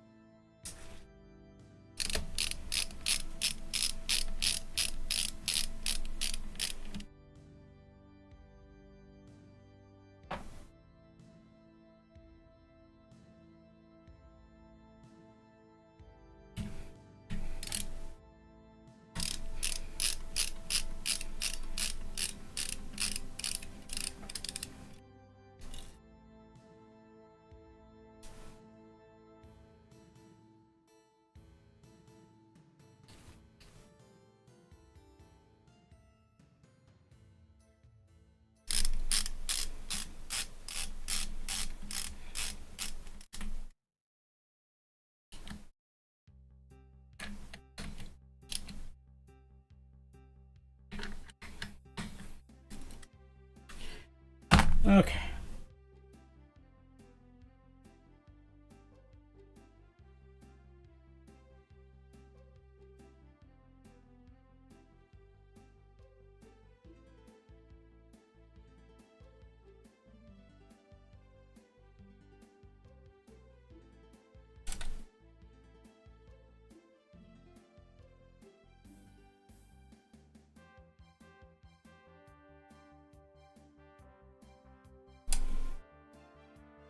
I think we are as good as we're gonna get.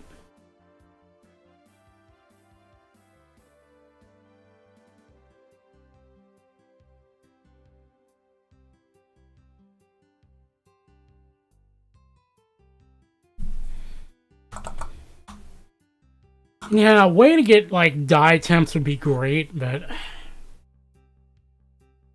Yeah, unfortunately.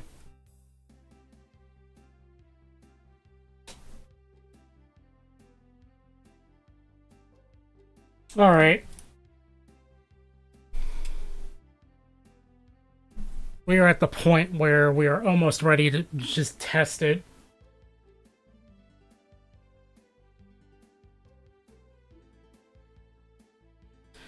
As a matter of fact, I think we just go to testing at this point. So,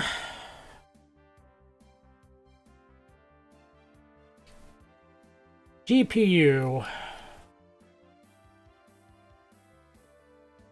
Power.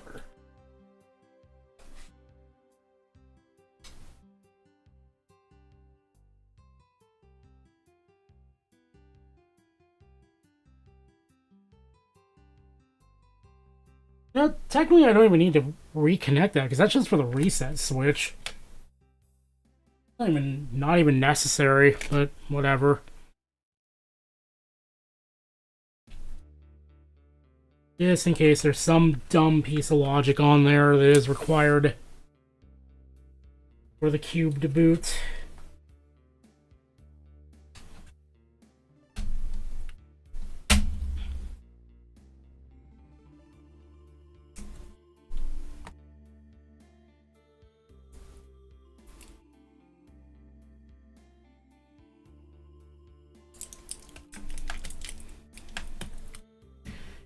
Okay.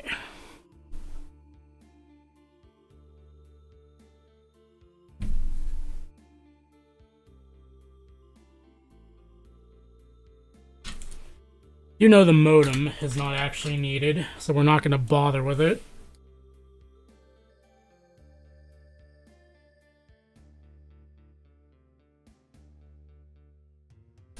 One stick of the old RAM. Temperature monitor. Yeah, I think it only works on like later G4s, because later G4s had actual temperature monitoring. So I wonder if it looks for a temperature sensor on the CPU itself, because in that case it would actually work.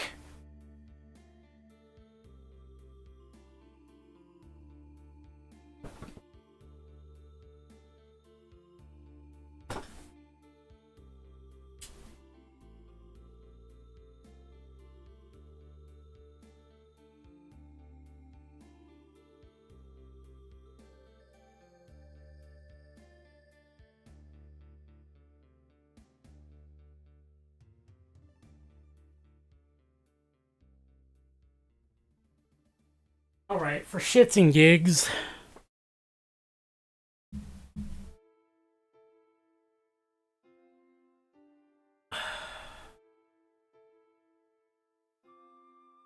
I will give you guys the Extron. Get everything connected.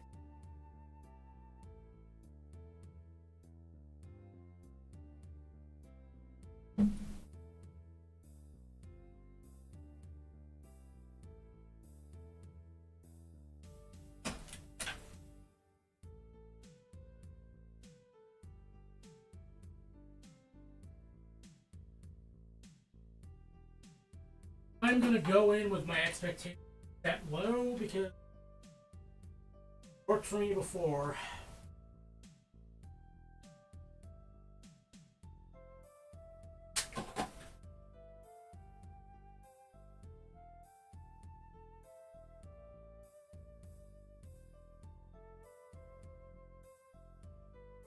Alright. I'm arming the Nugget. I am not, in fact, arming the Nugget because the power button isn't. That would be smart.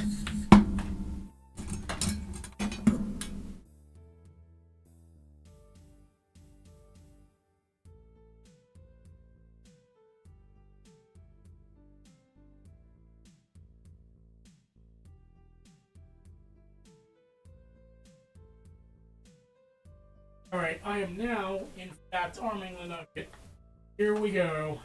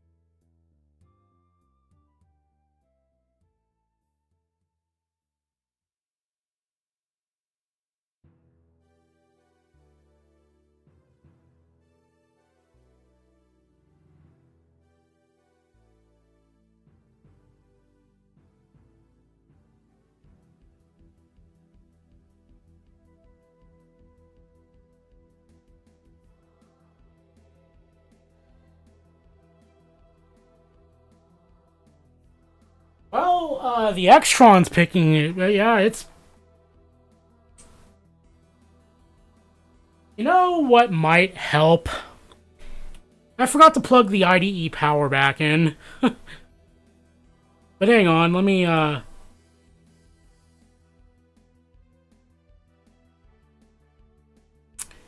The Extron is feeding the capture card something I can't understand, and I don't know why.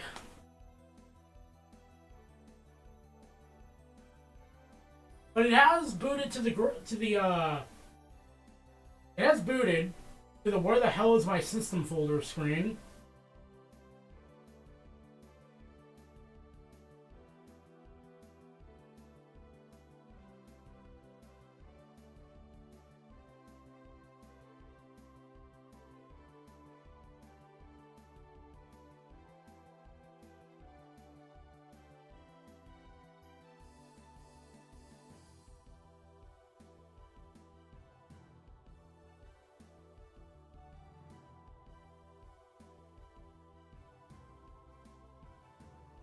I...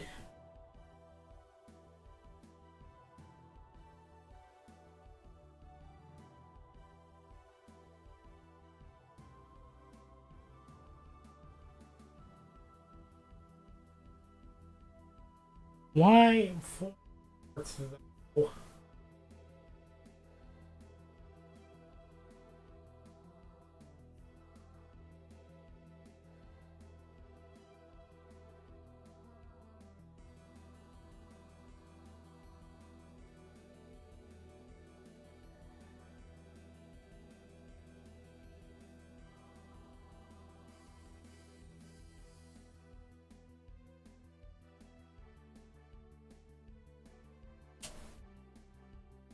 Now we're boot looping for some reason.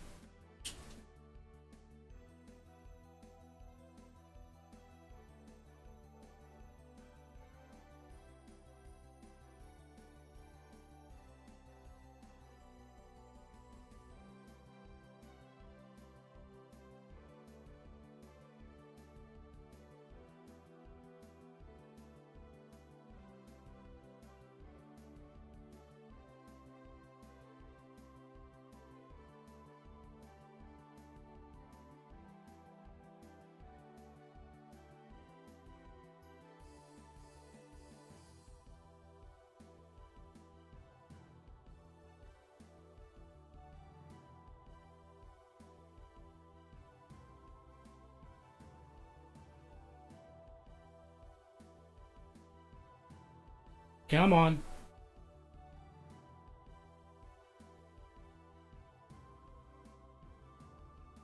Feels like starting an old car.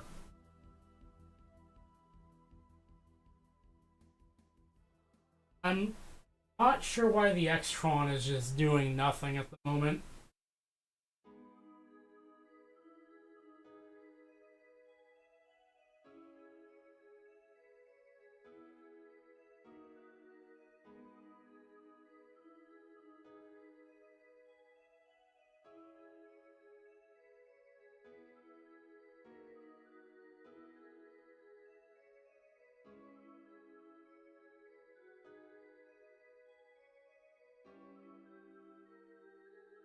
There we go.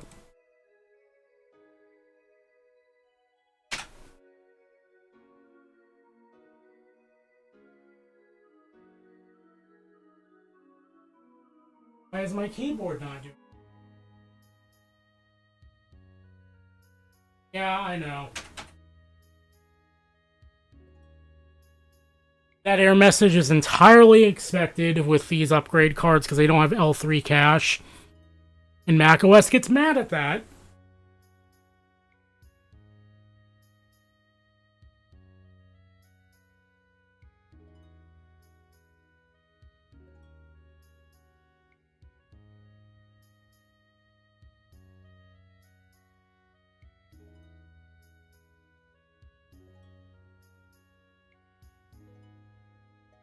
So at this point, I'm going to just let it sit.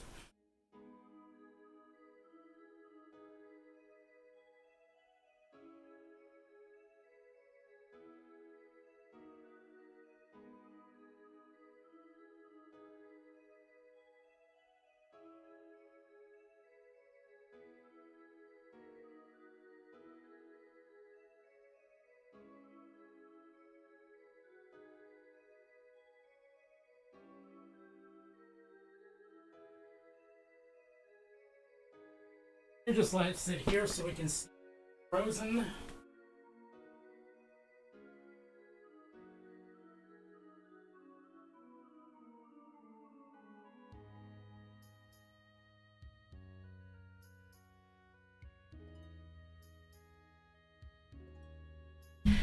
That all done.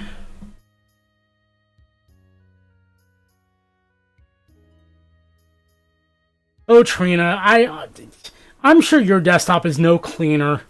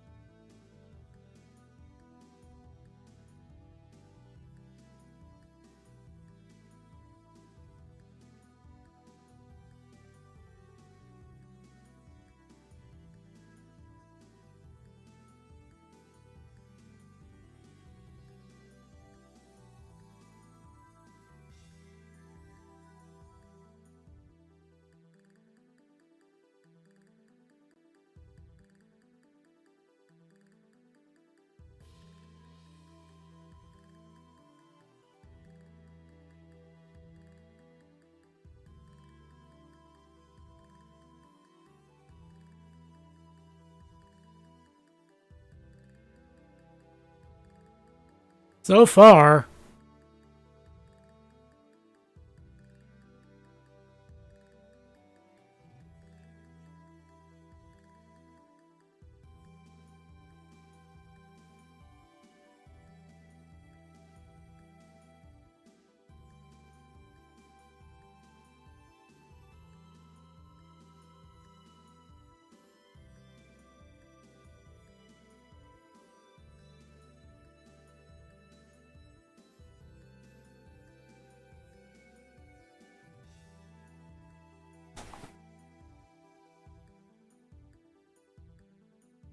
So far, we're holding up.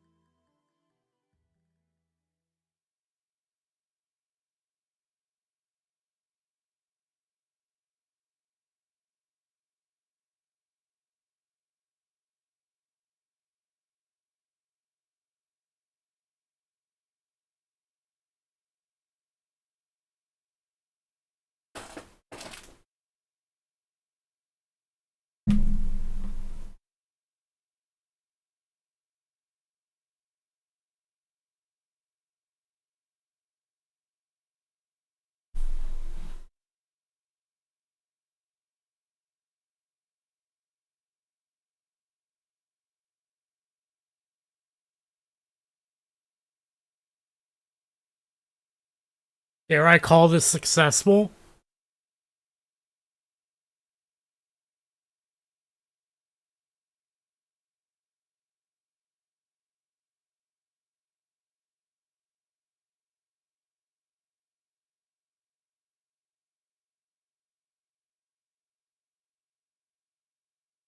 I think the thing I need to do now is actually put the fan on a Molex.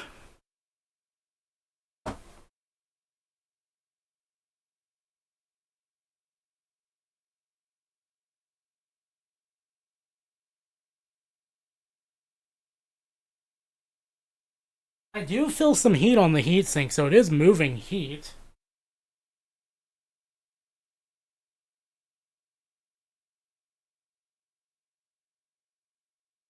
I'm gonna go ahead and grab my thermometer real quick.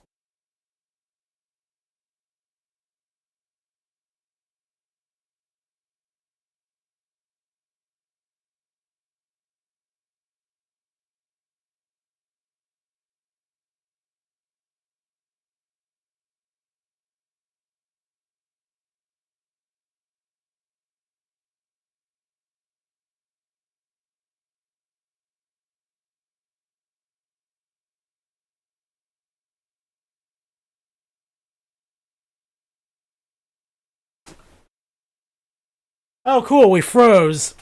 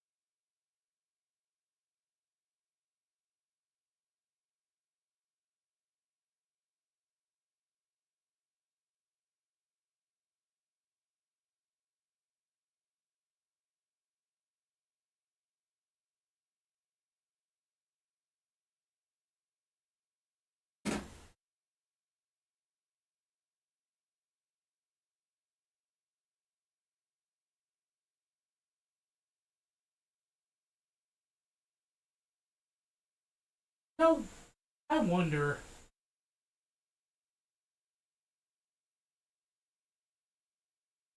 It's getting hot.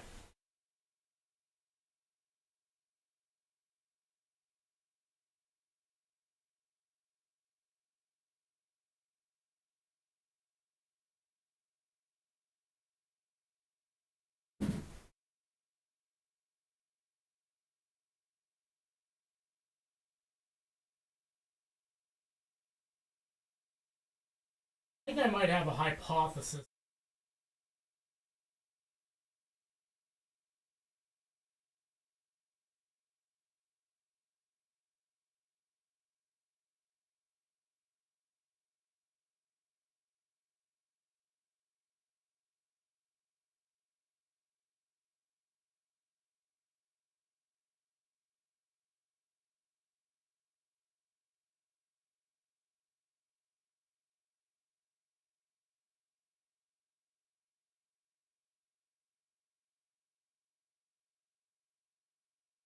I do have a hypothesis.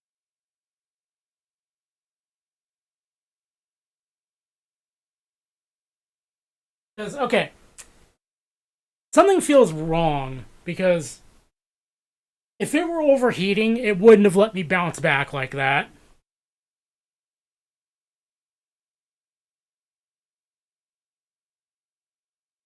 Something doesn't feel right here. In fact,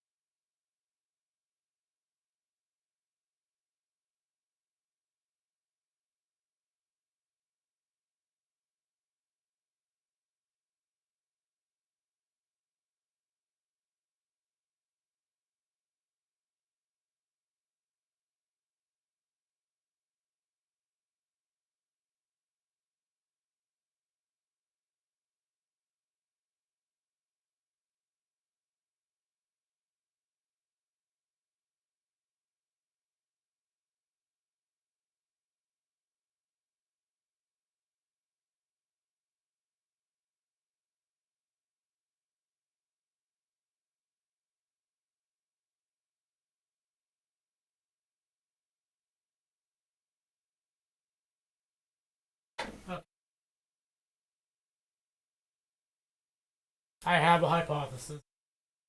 Because the logic board was disconnected from the battery. And there was specifically something that mentioned that if the logic board is disconnected from the battery, it'll reset the P rank, or it'll reset the things it needs.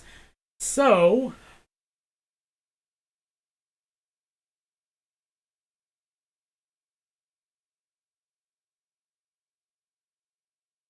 say 6 here.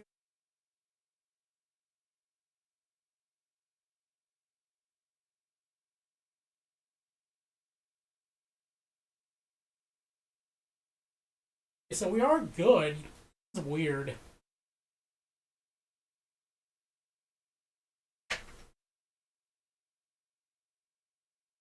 Something feels off because it's working.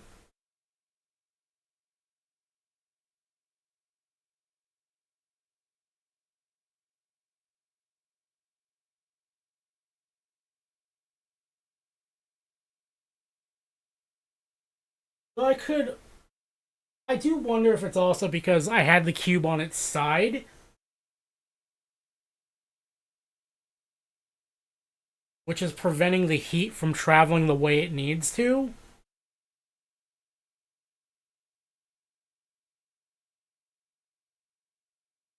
I'm gonna just I'm gonna just let it kind of sit for a minute. The like I have it propped up, facing upward, so we'll see what happens here.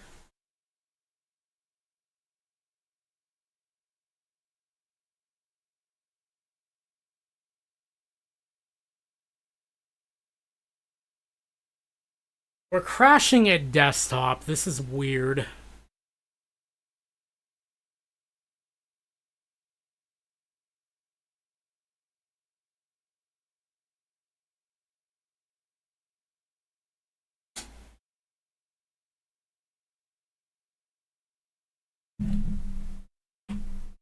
I'm just gonna jump right back in and we'll see if we crash again. Actually, no. I know what I'm gonna do. All extensions off.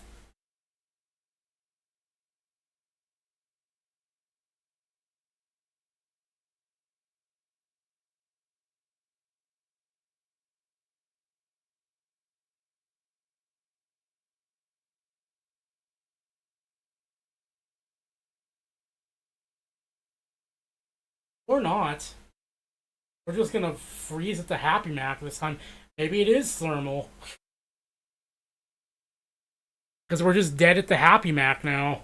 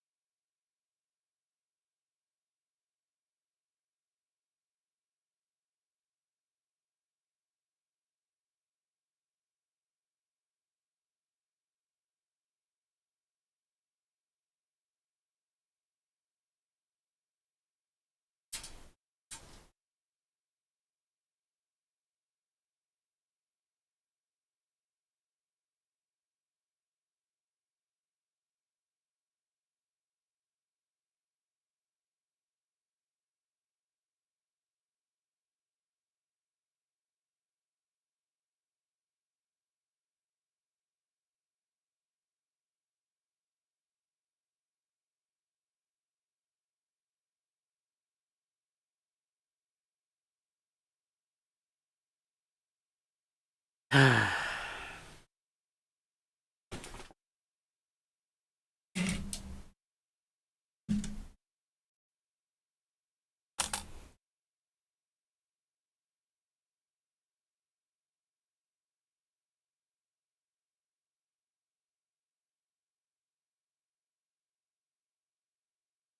give it a second.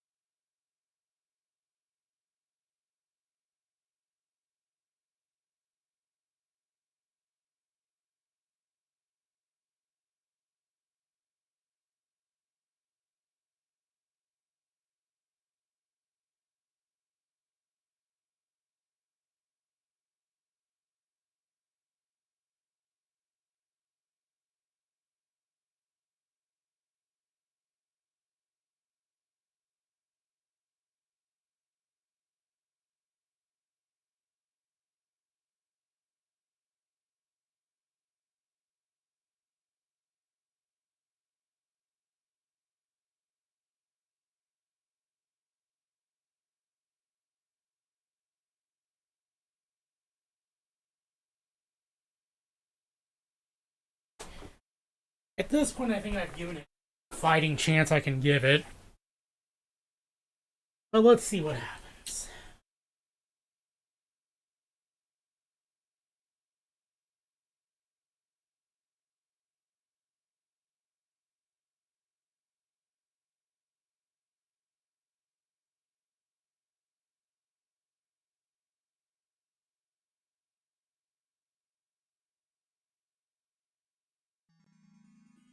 Cue the music back up.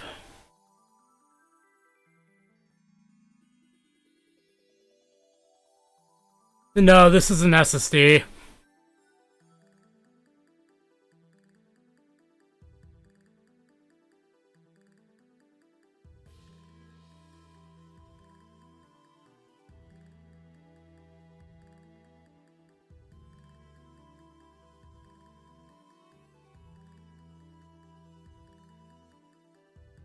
I'm getting like 95 Fahrenheit, 35.5 C at the heatsink, so heat be moving. But not fast enough, I guess.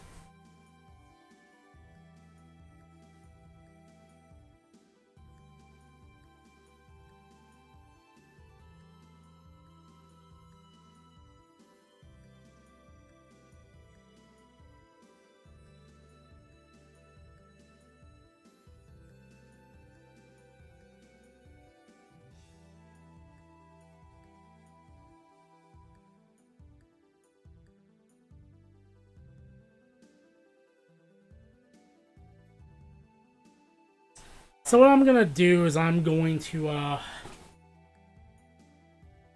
have the cube sitting disassembled on a wire shelf to allow air to move under it. I'm going to see if this will help it at all.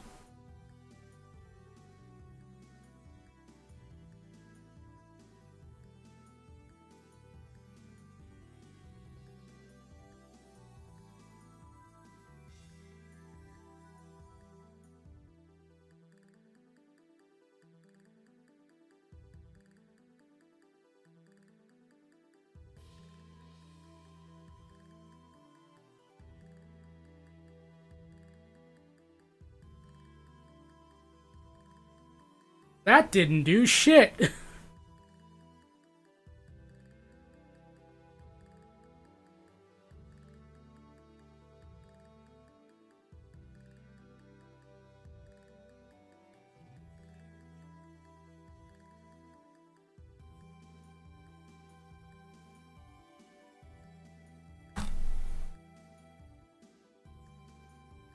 I think I'm gonna do is I'm gonna try one more thing.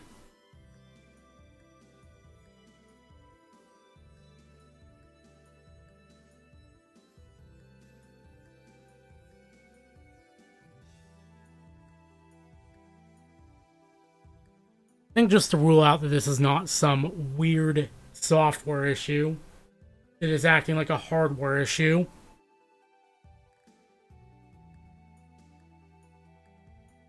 I'm gonna try and get into Mac OS 10.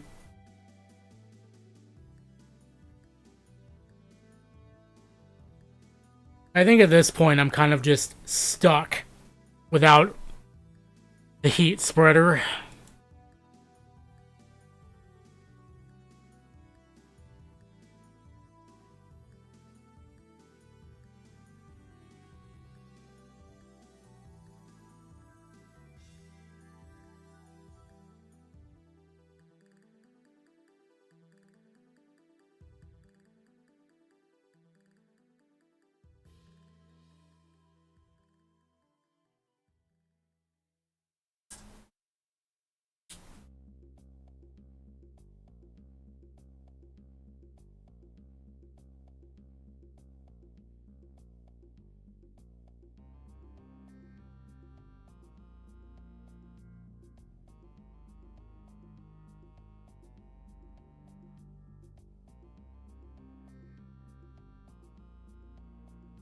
Alright, I forgot about that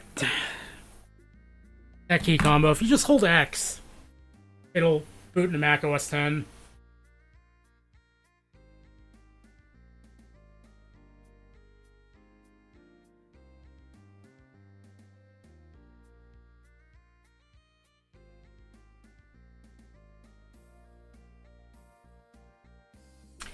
And your reward is nothing.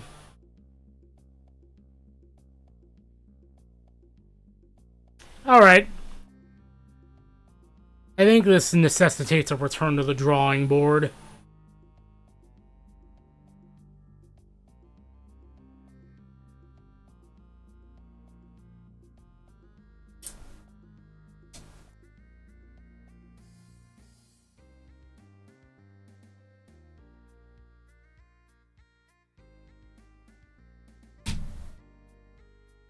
Why is it not happy?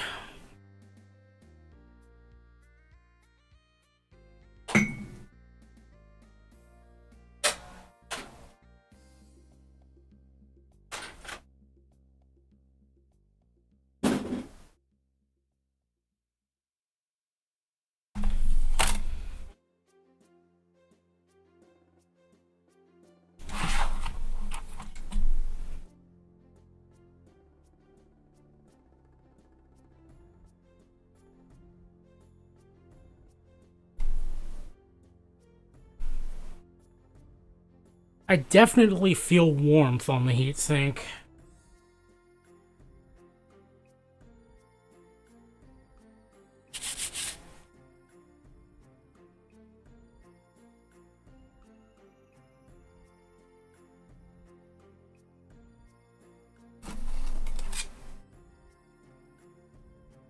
Right.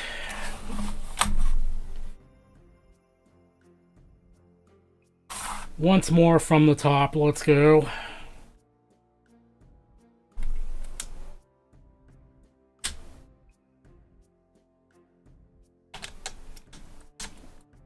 It'll give me a little bit more room to play around in here.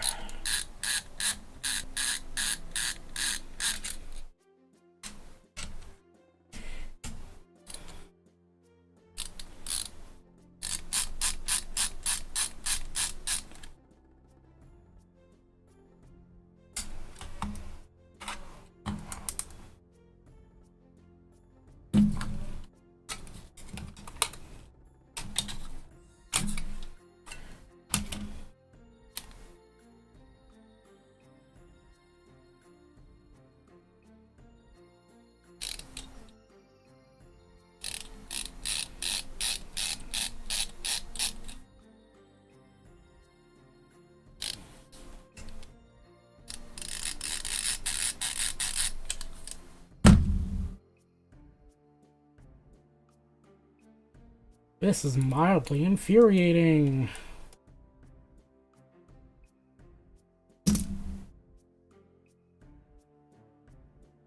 And I really hope my only way out of here is not paying out the ass through a heat spreader.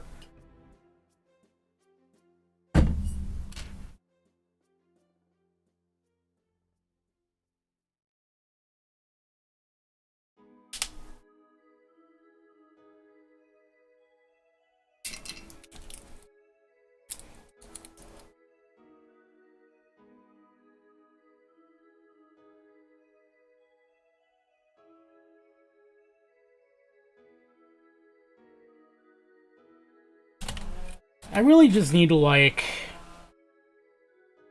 cool, the gardeners are doing their thing. I just need to assemble this outside of the case.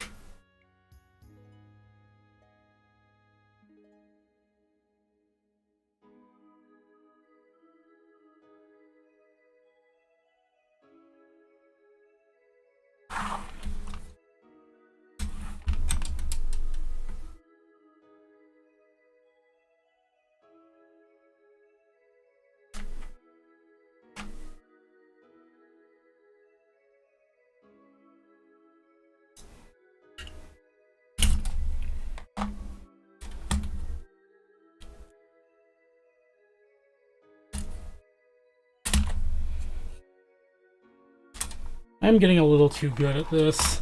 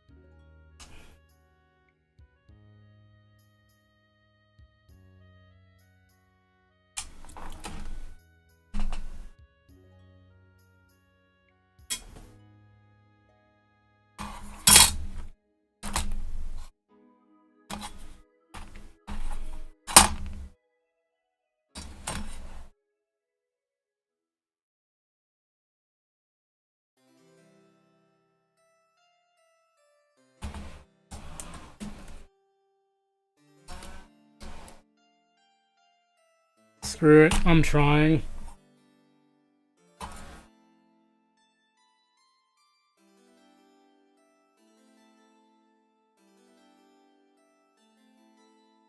I know we're not going to get very far without this GPU, but that's really not the point here.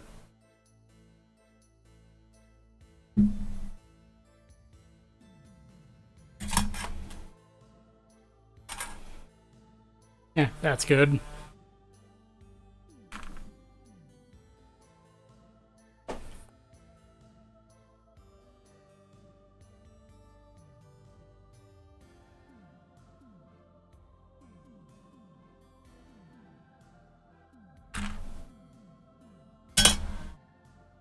Also, this is not live at the moment, so it's fine.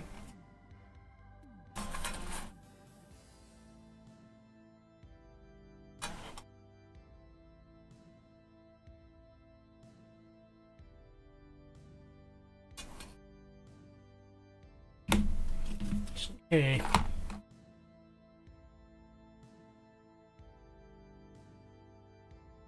You hopeless piece of garbage. Do something.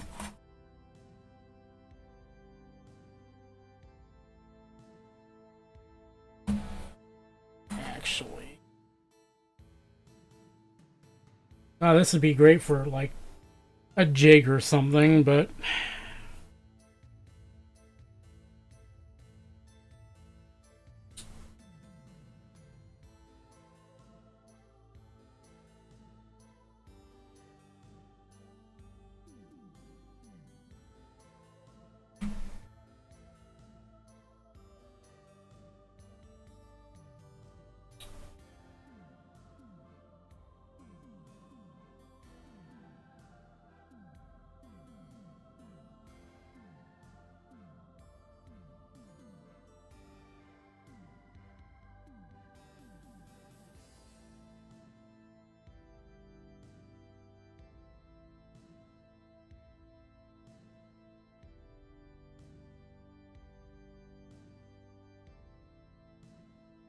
It is getting hot.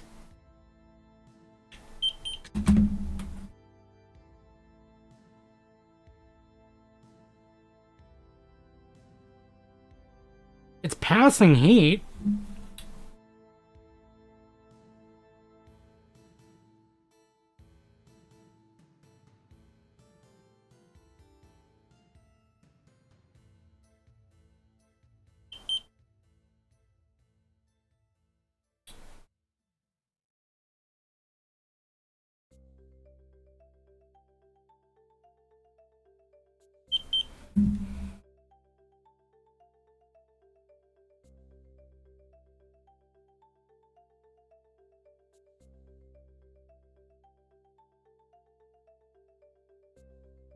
It's the weirdest thing.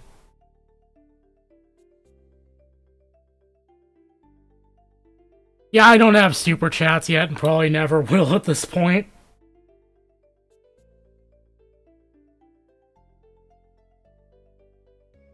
Yeah, it's getting warm. Like, heat is passing. That is weird.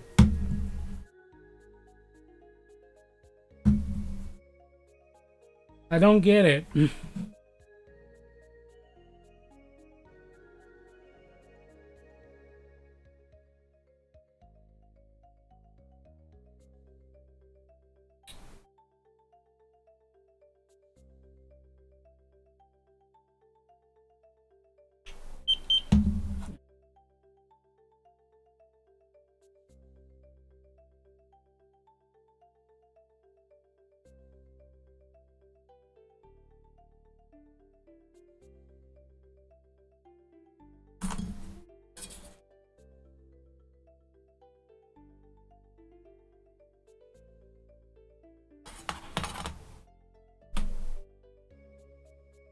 Kind of having to put my thinking cap on here.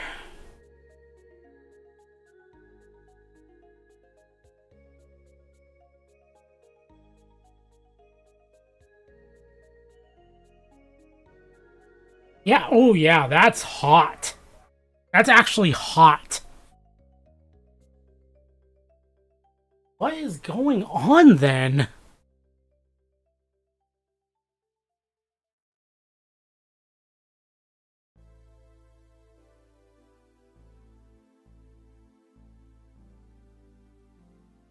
I'll be right back. I need to wash my hands. I just touched the goop.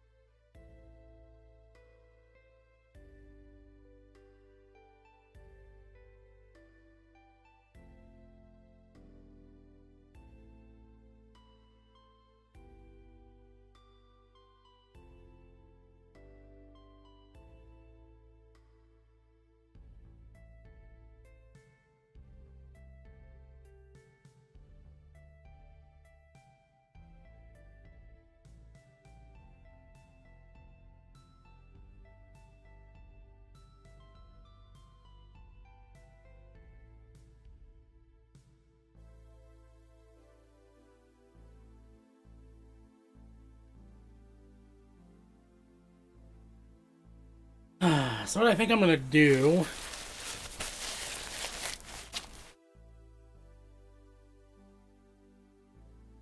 maybe try and improve the thermal transfer of the cube heatsink itself. Because the motherboard seems weirdly okay. Like,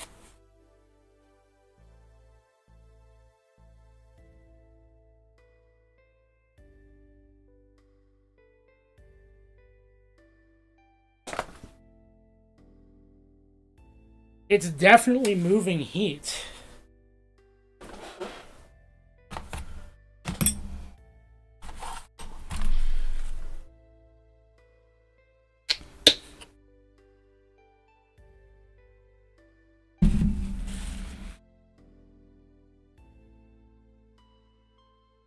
So glad I have a big old vat of thermal paste, because it doesn't mean means I've got thermal paste for days at this point. And I'm not in danger of running out.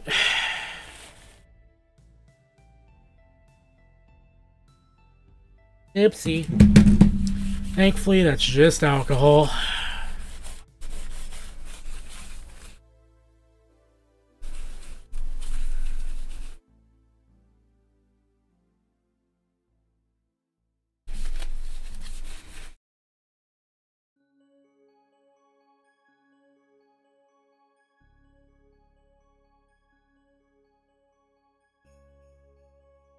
Where did my finishing sponge go?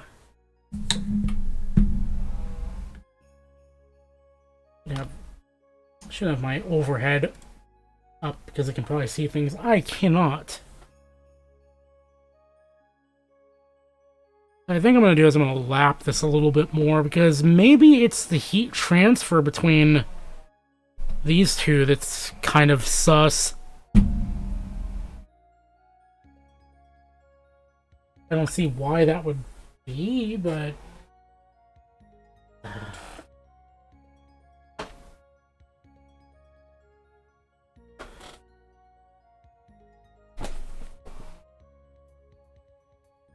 Ah, yes, I know. Kitty is judging me.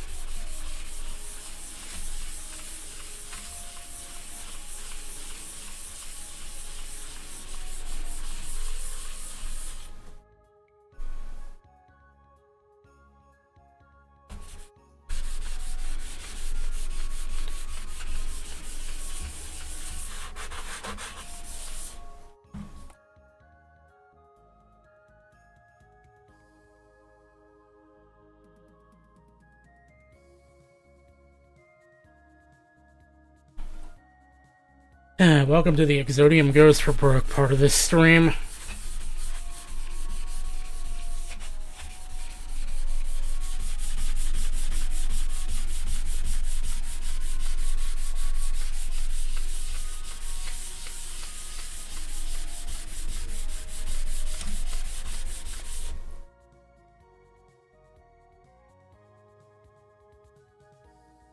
I should just grab some force. In fact, that's what I'm going to do.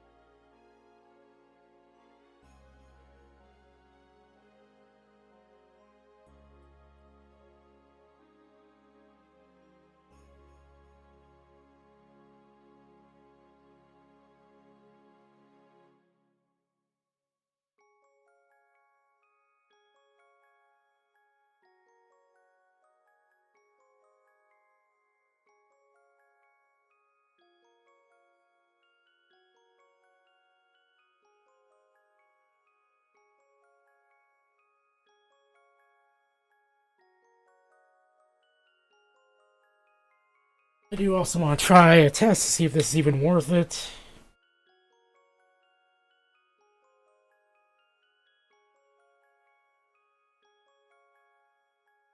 You know, maybe I'll stop here. It is melting this ice fairly quickly.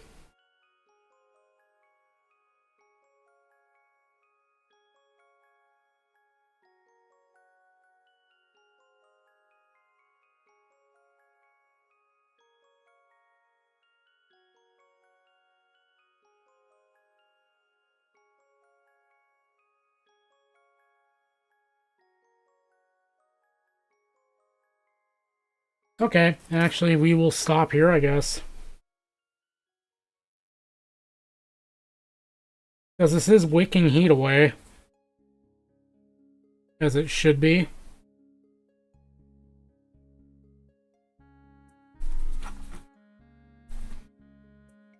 Ah, what a mess this has become.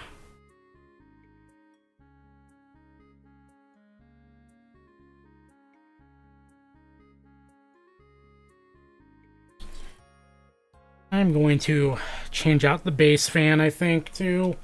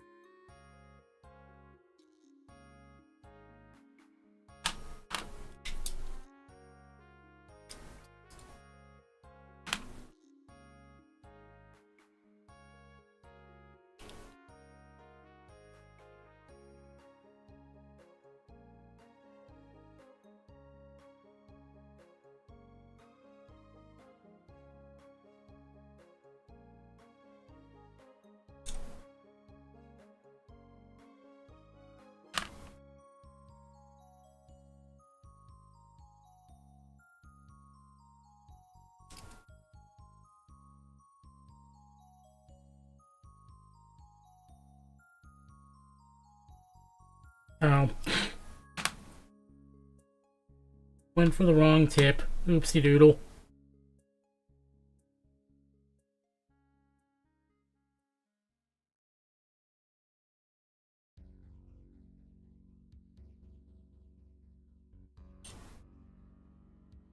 Now we ask, did past Exodium save future Exodium a lot of time?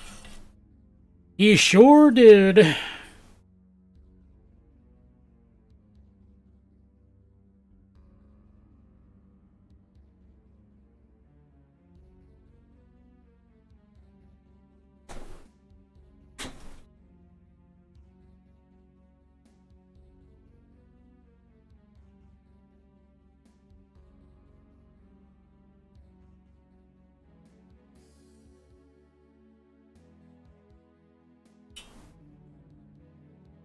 I think what I'm going to do real quick is I'm going to go run out to the garage because I'm going to steal this fan. Clearly, it is meant for this purpose. I'm going to go run out and bench test this on my fancy new power supply. Make sure it doesn't sound like a screaming banshee, so I will be right back.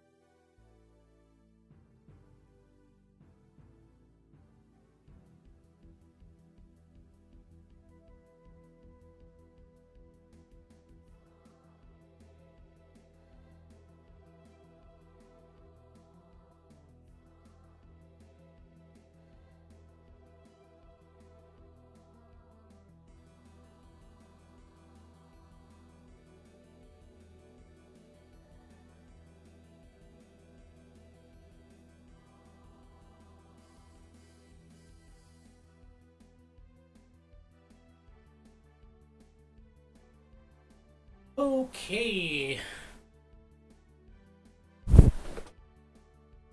I do think this fan is a good candidate because it is blasting air.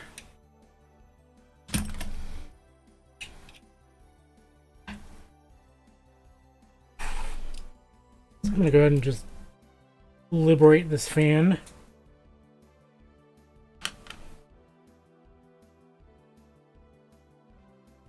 Might have to do some refurbishment on it real quick because it did have a little bit of a rattle.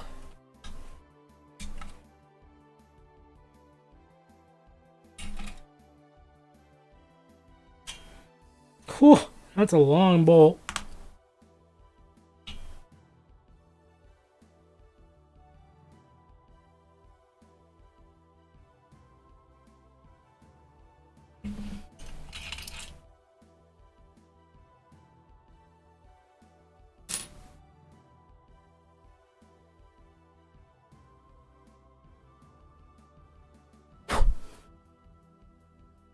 Yeah, I think this fan is going to be a little bit better because it seems like it can move a little bit more air. I hope. I tell myself to reassure myself.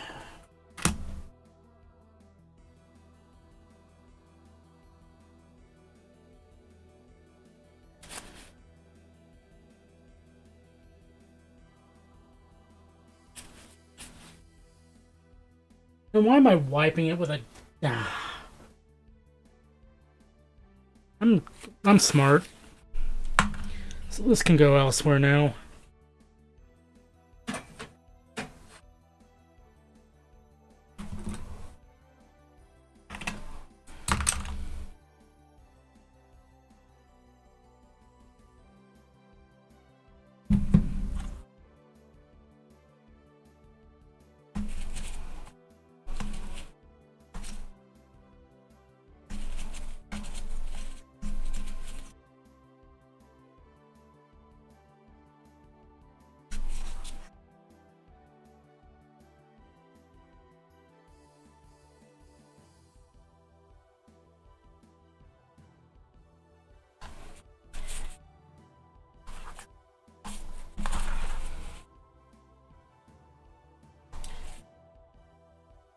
I think for good measure, I might also swap for a thicker... Actually, I might just swap for paste. If I'm being real here. We'll see.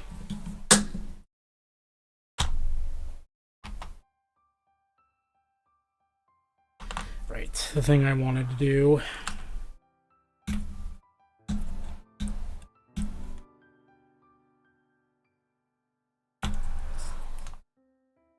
Fans are old and they need lube.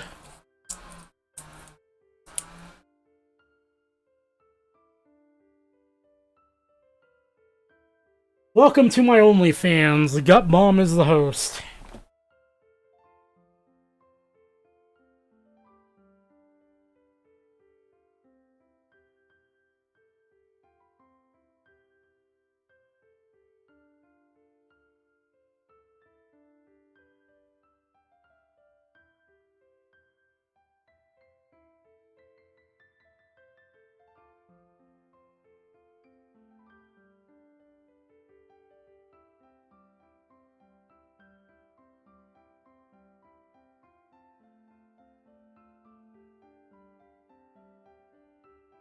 Got this good old stuff.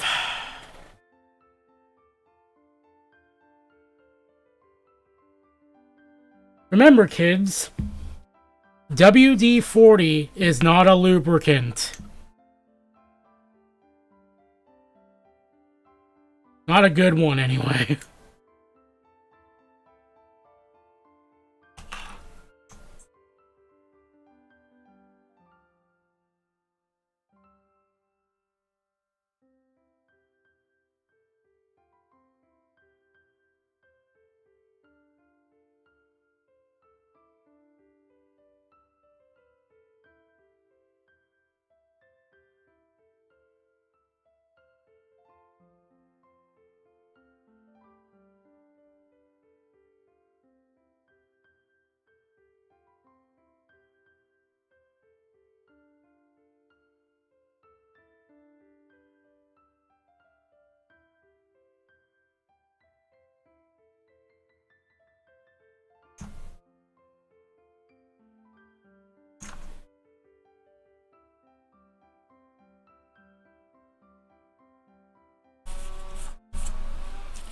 Put an addendum on that. WD-40 is a great substance, but a lubricant it is not.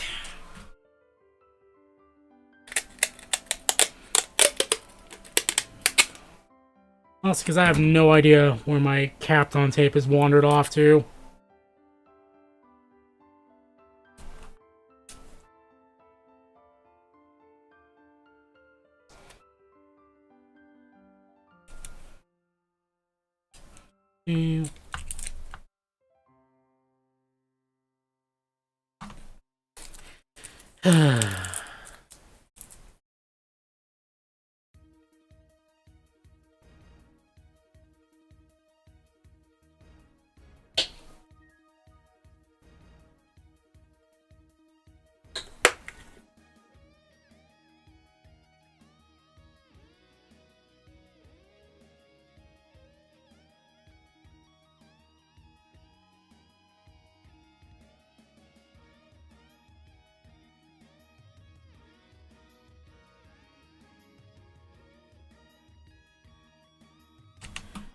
All right.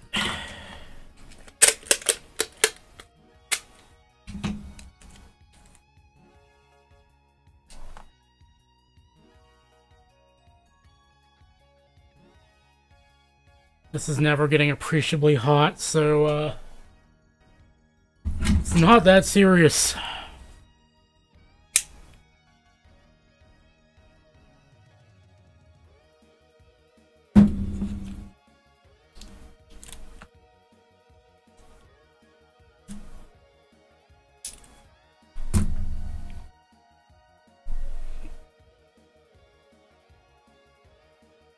See, I know where my Kapton tape actually is, I just don't feel like going and grabbing it.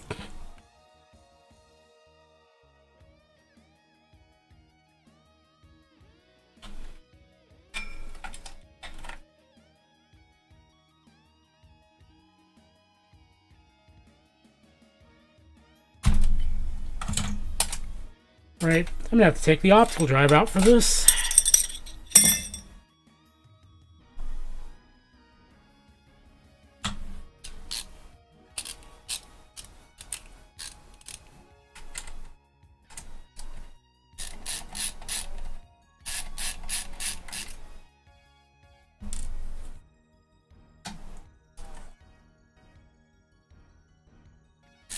You know, while I have the optical drive out, I should see if I have a better fitting belt for it.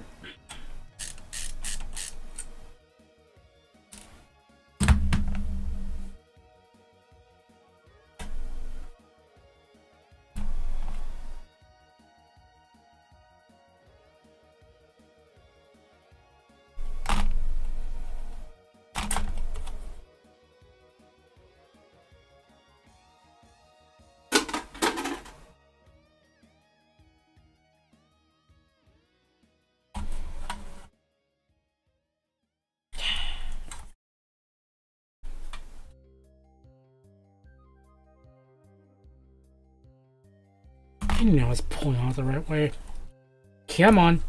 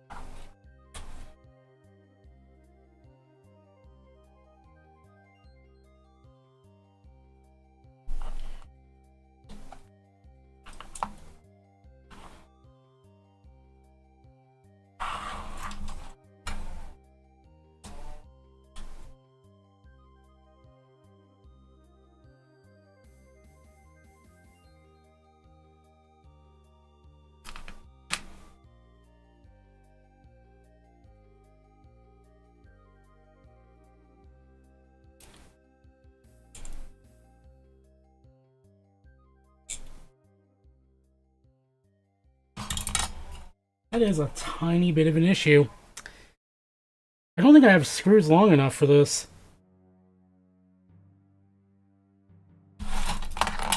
You know what I have now that I didn't have then?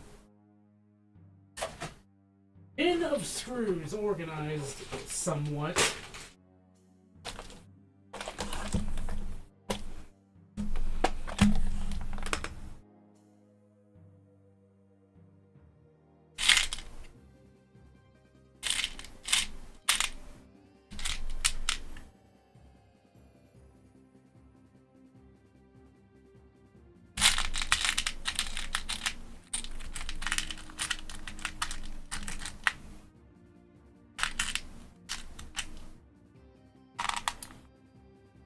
Give those a try.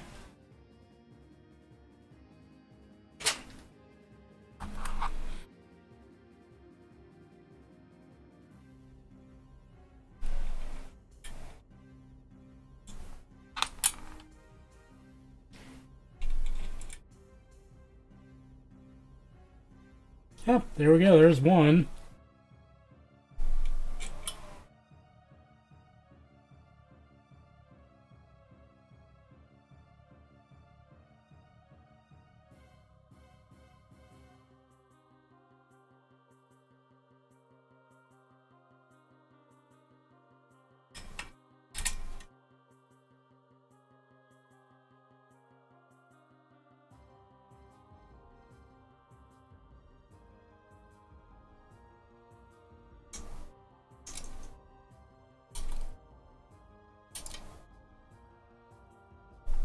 Hideously mismatched? Yes. But will anybody see them besides me? No.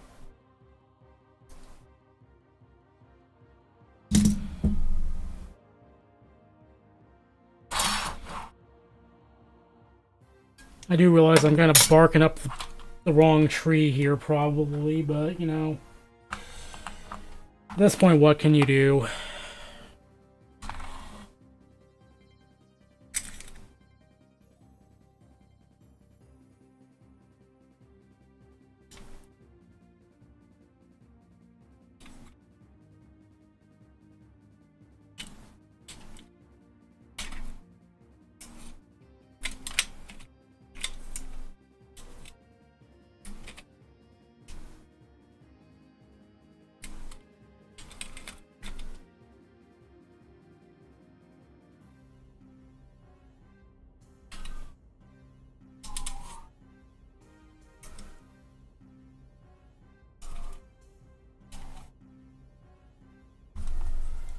At this point, I feel like I'm running out of options, so... I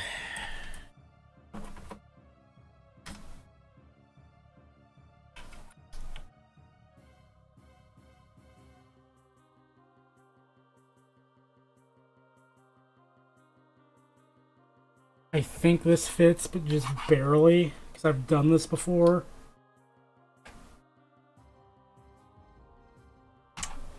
Would help if I put it the right way.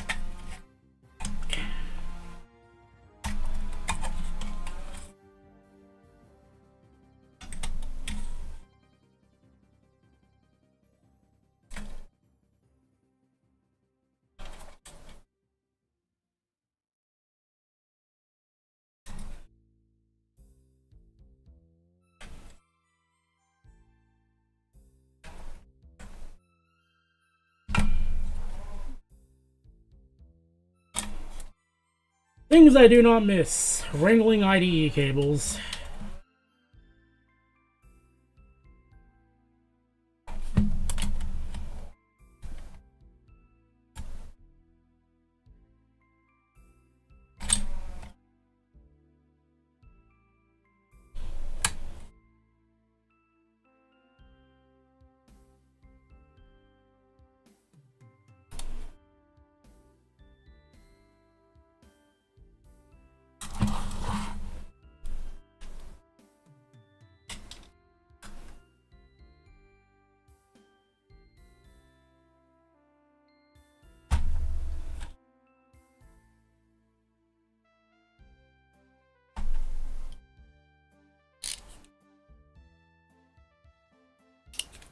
I'll need it, Garth. Thank you for tuning in.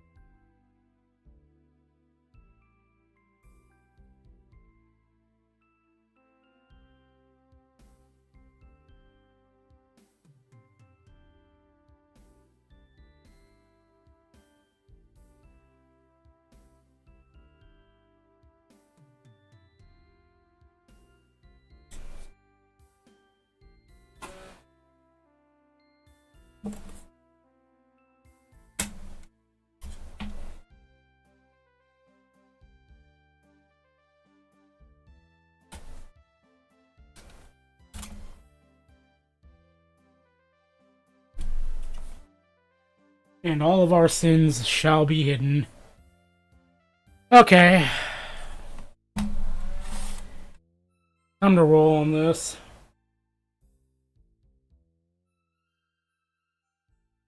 Let's see here. A little peaceful up here now that I have one less wire to worry about.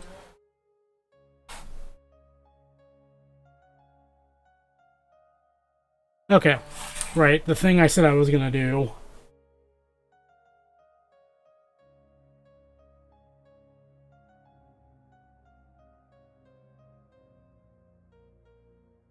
The motherboard.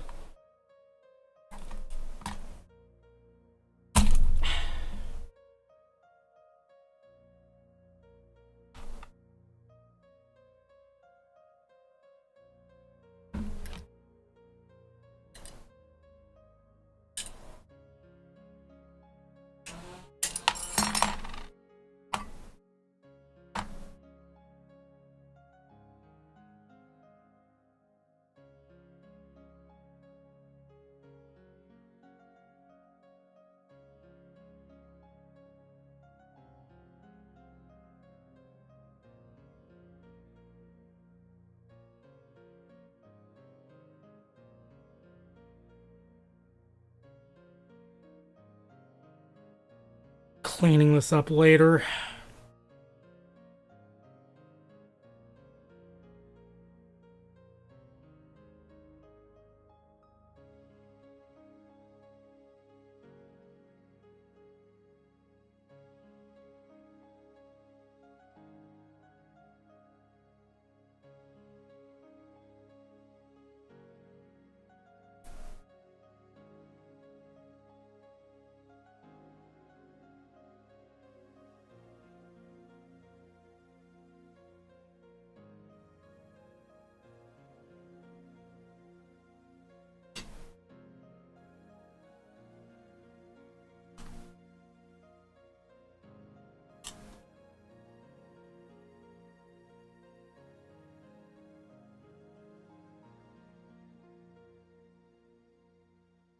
I think I need to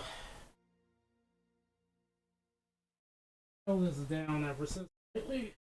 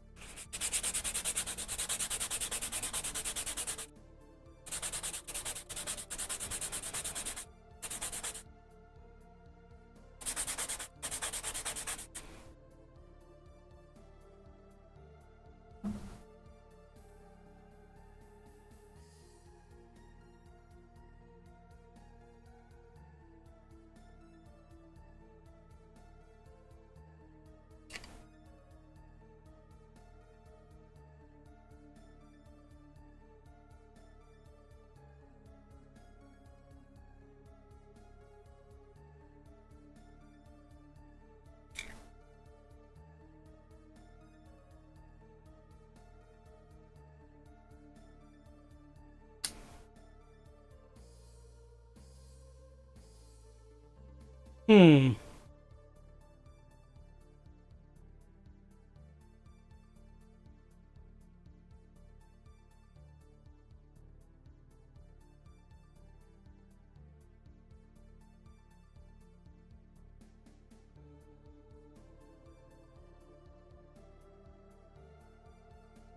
That's not making contact.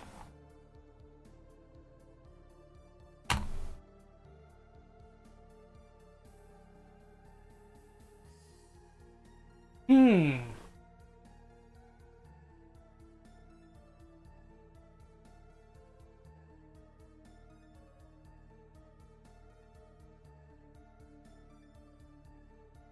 I'll be right back. I'm gonna go to the garage and get my shims again.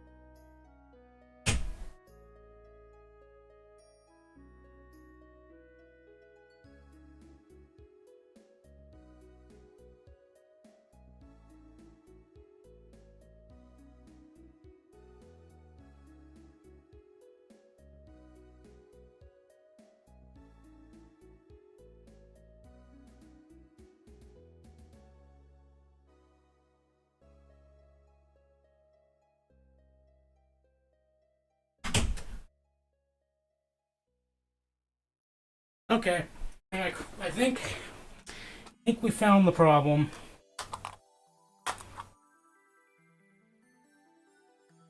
Oh, hey, Francois. Ah, I cannot pronounce your name. I'm sorry.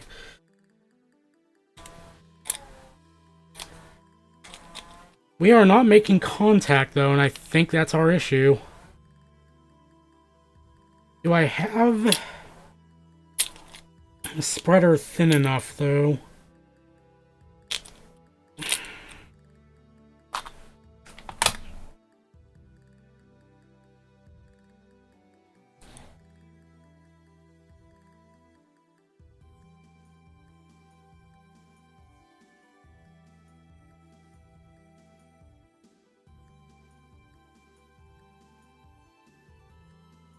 That is 100% not going to fly, but we'll try.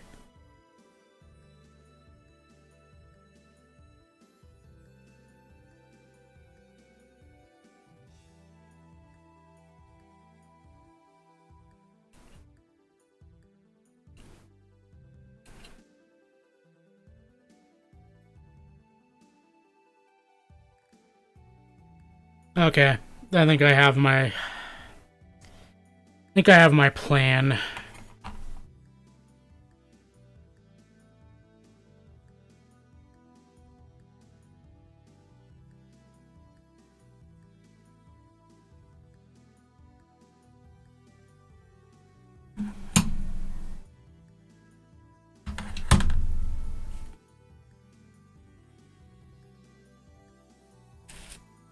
All right.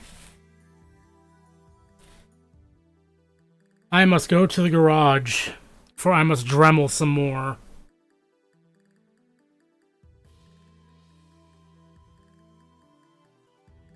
I will be right back.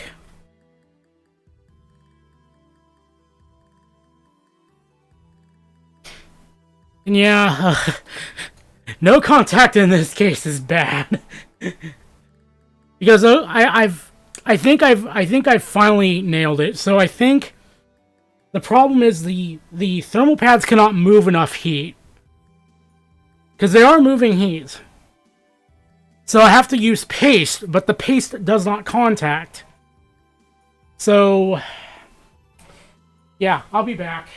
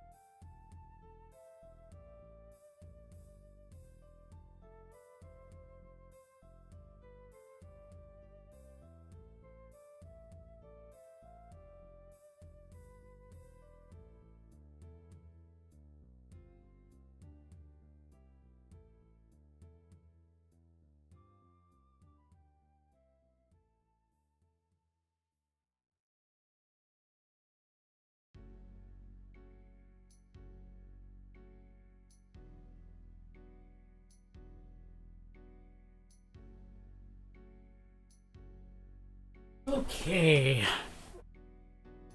Let's try this again. Maybe. Possibly.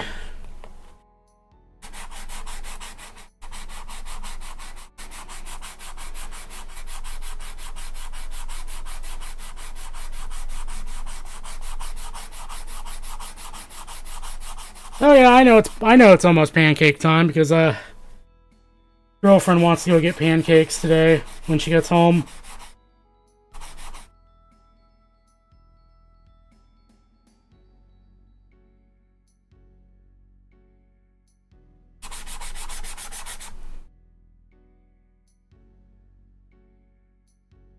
Suppose if y'all want to see the action here.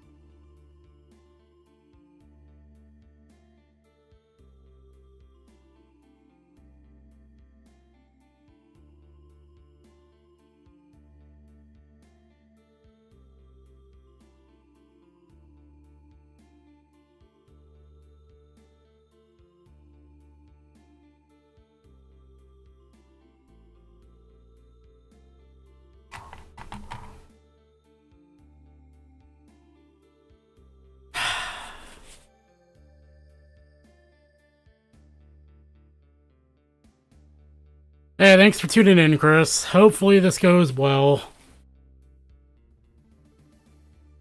Thus far, it has been disappointment. I'm gonna have to thin this out a bit more, so I will be back.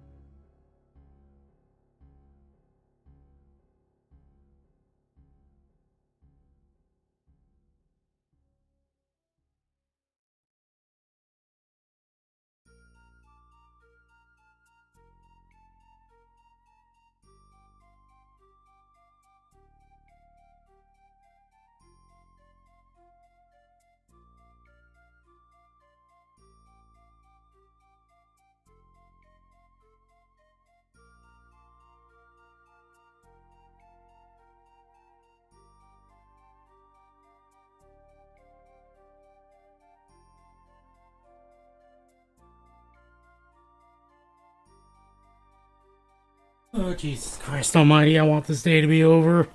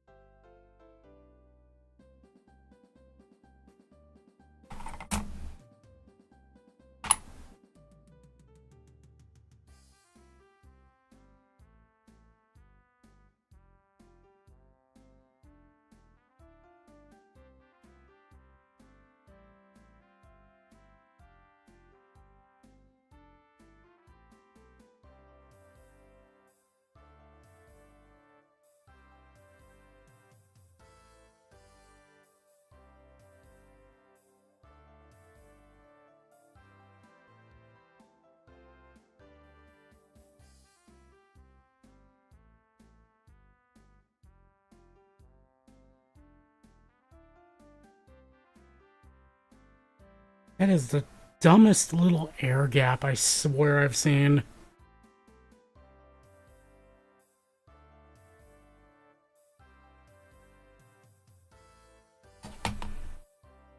It's like at this point I'm gonna have to just make this like a little copper sheet.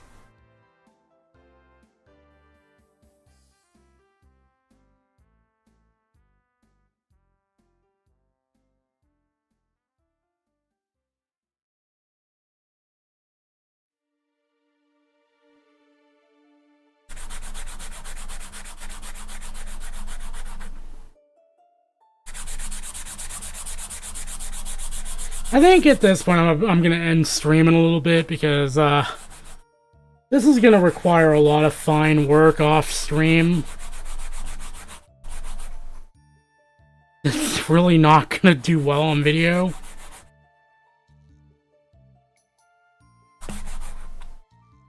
Plus I'm liable to get a whole lot messier than this. So yeah, I'm gonna go ahead and wash up real quick so I can actually use my mouse without fouling it.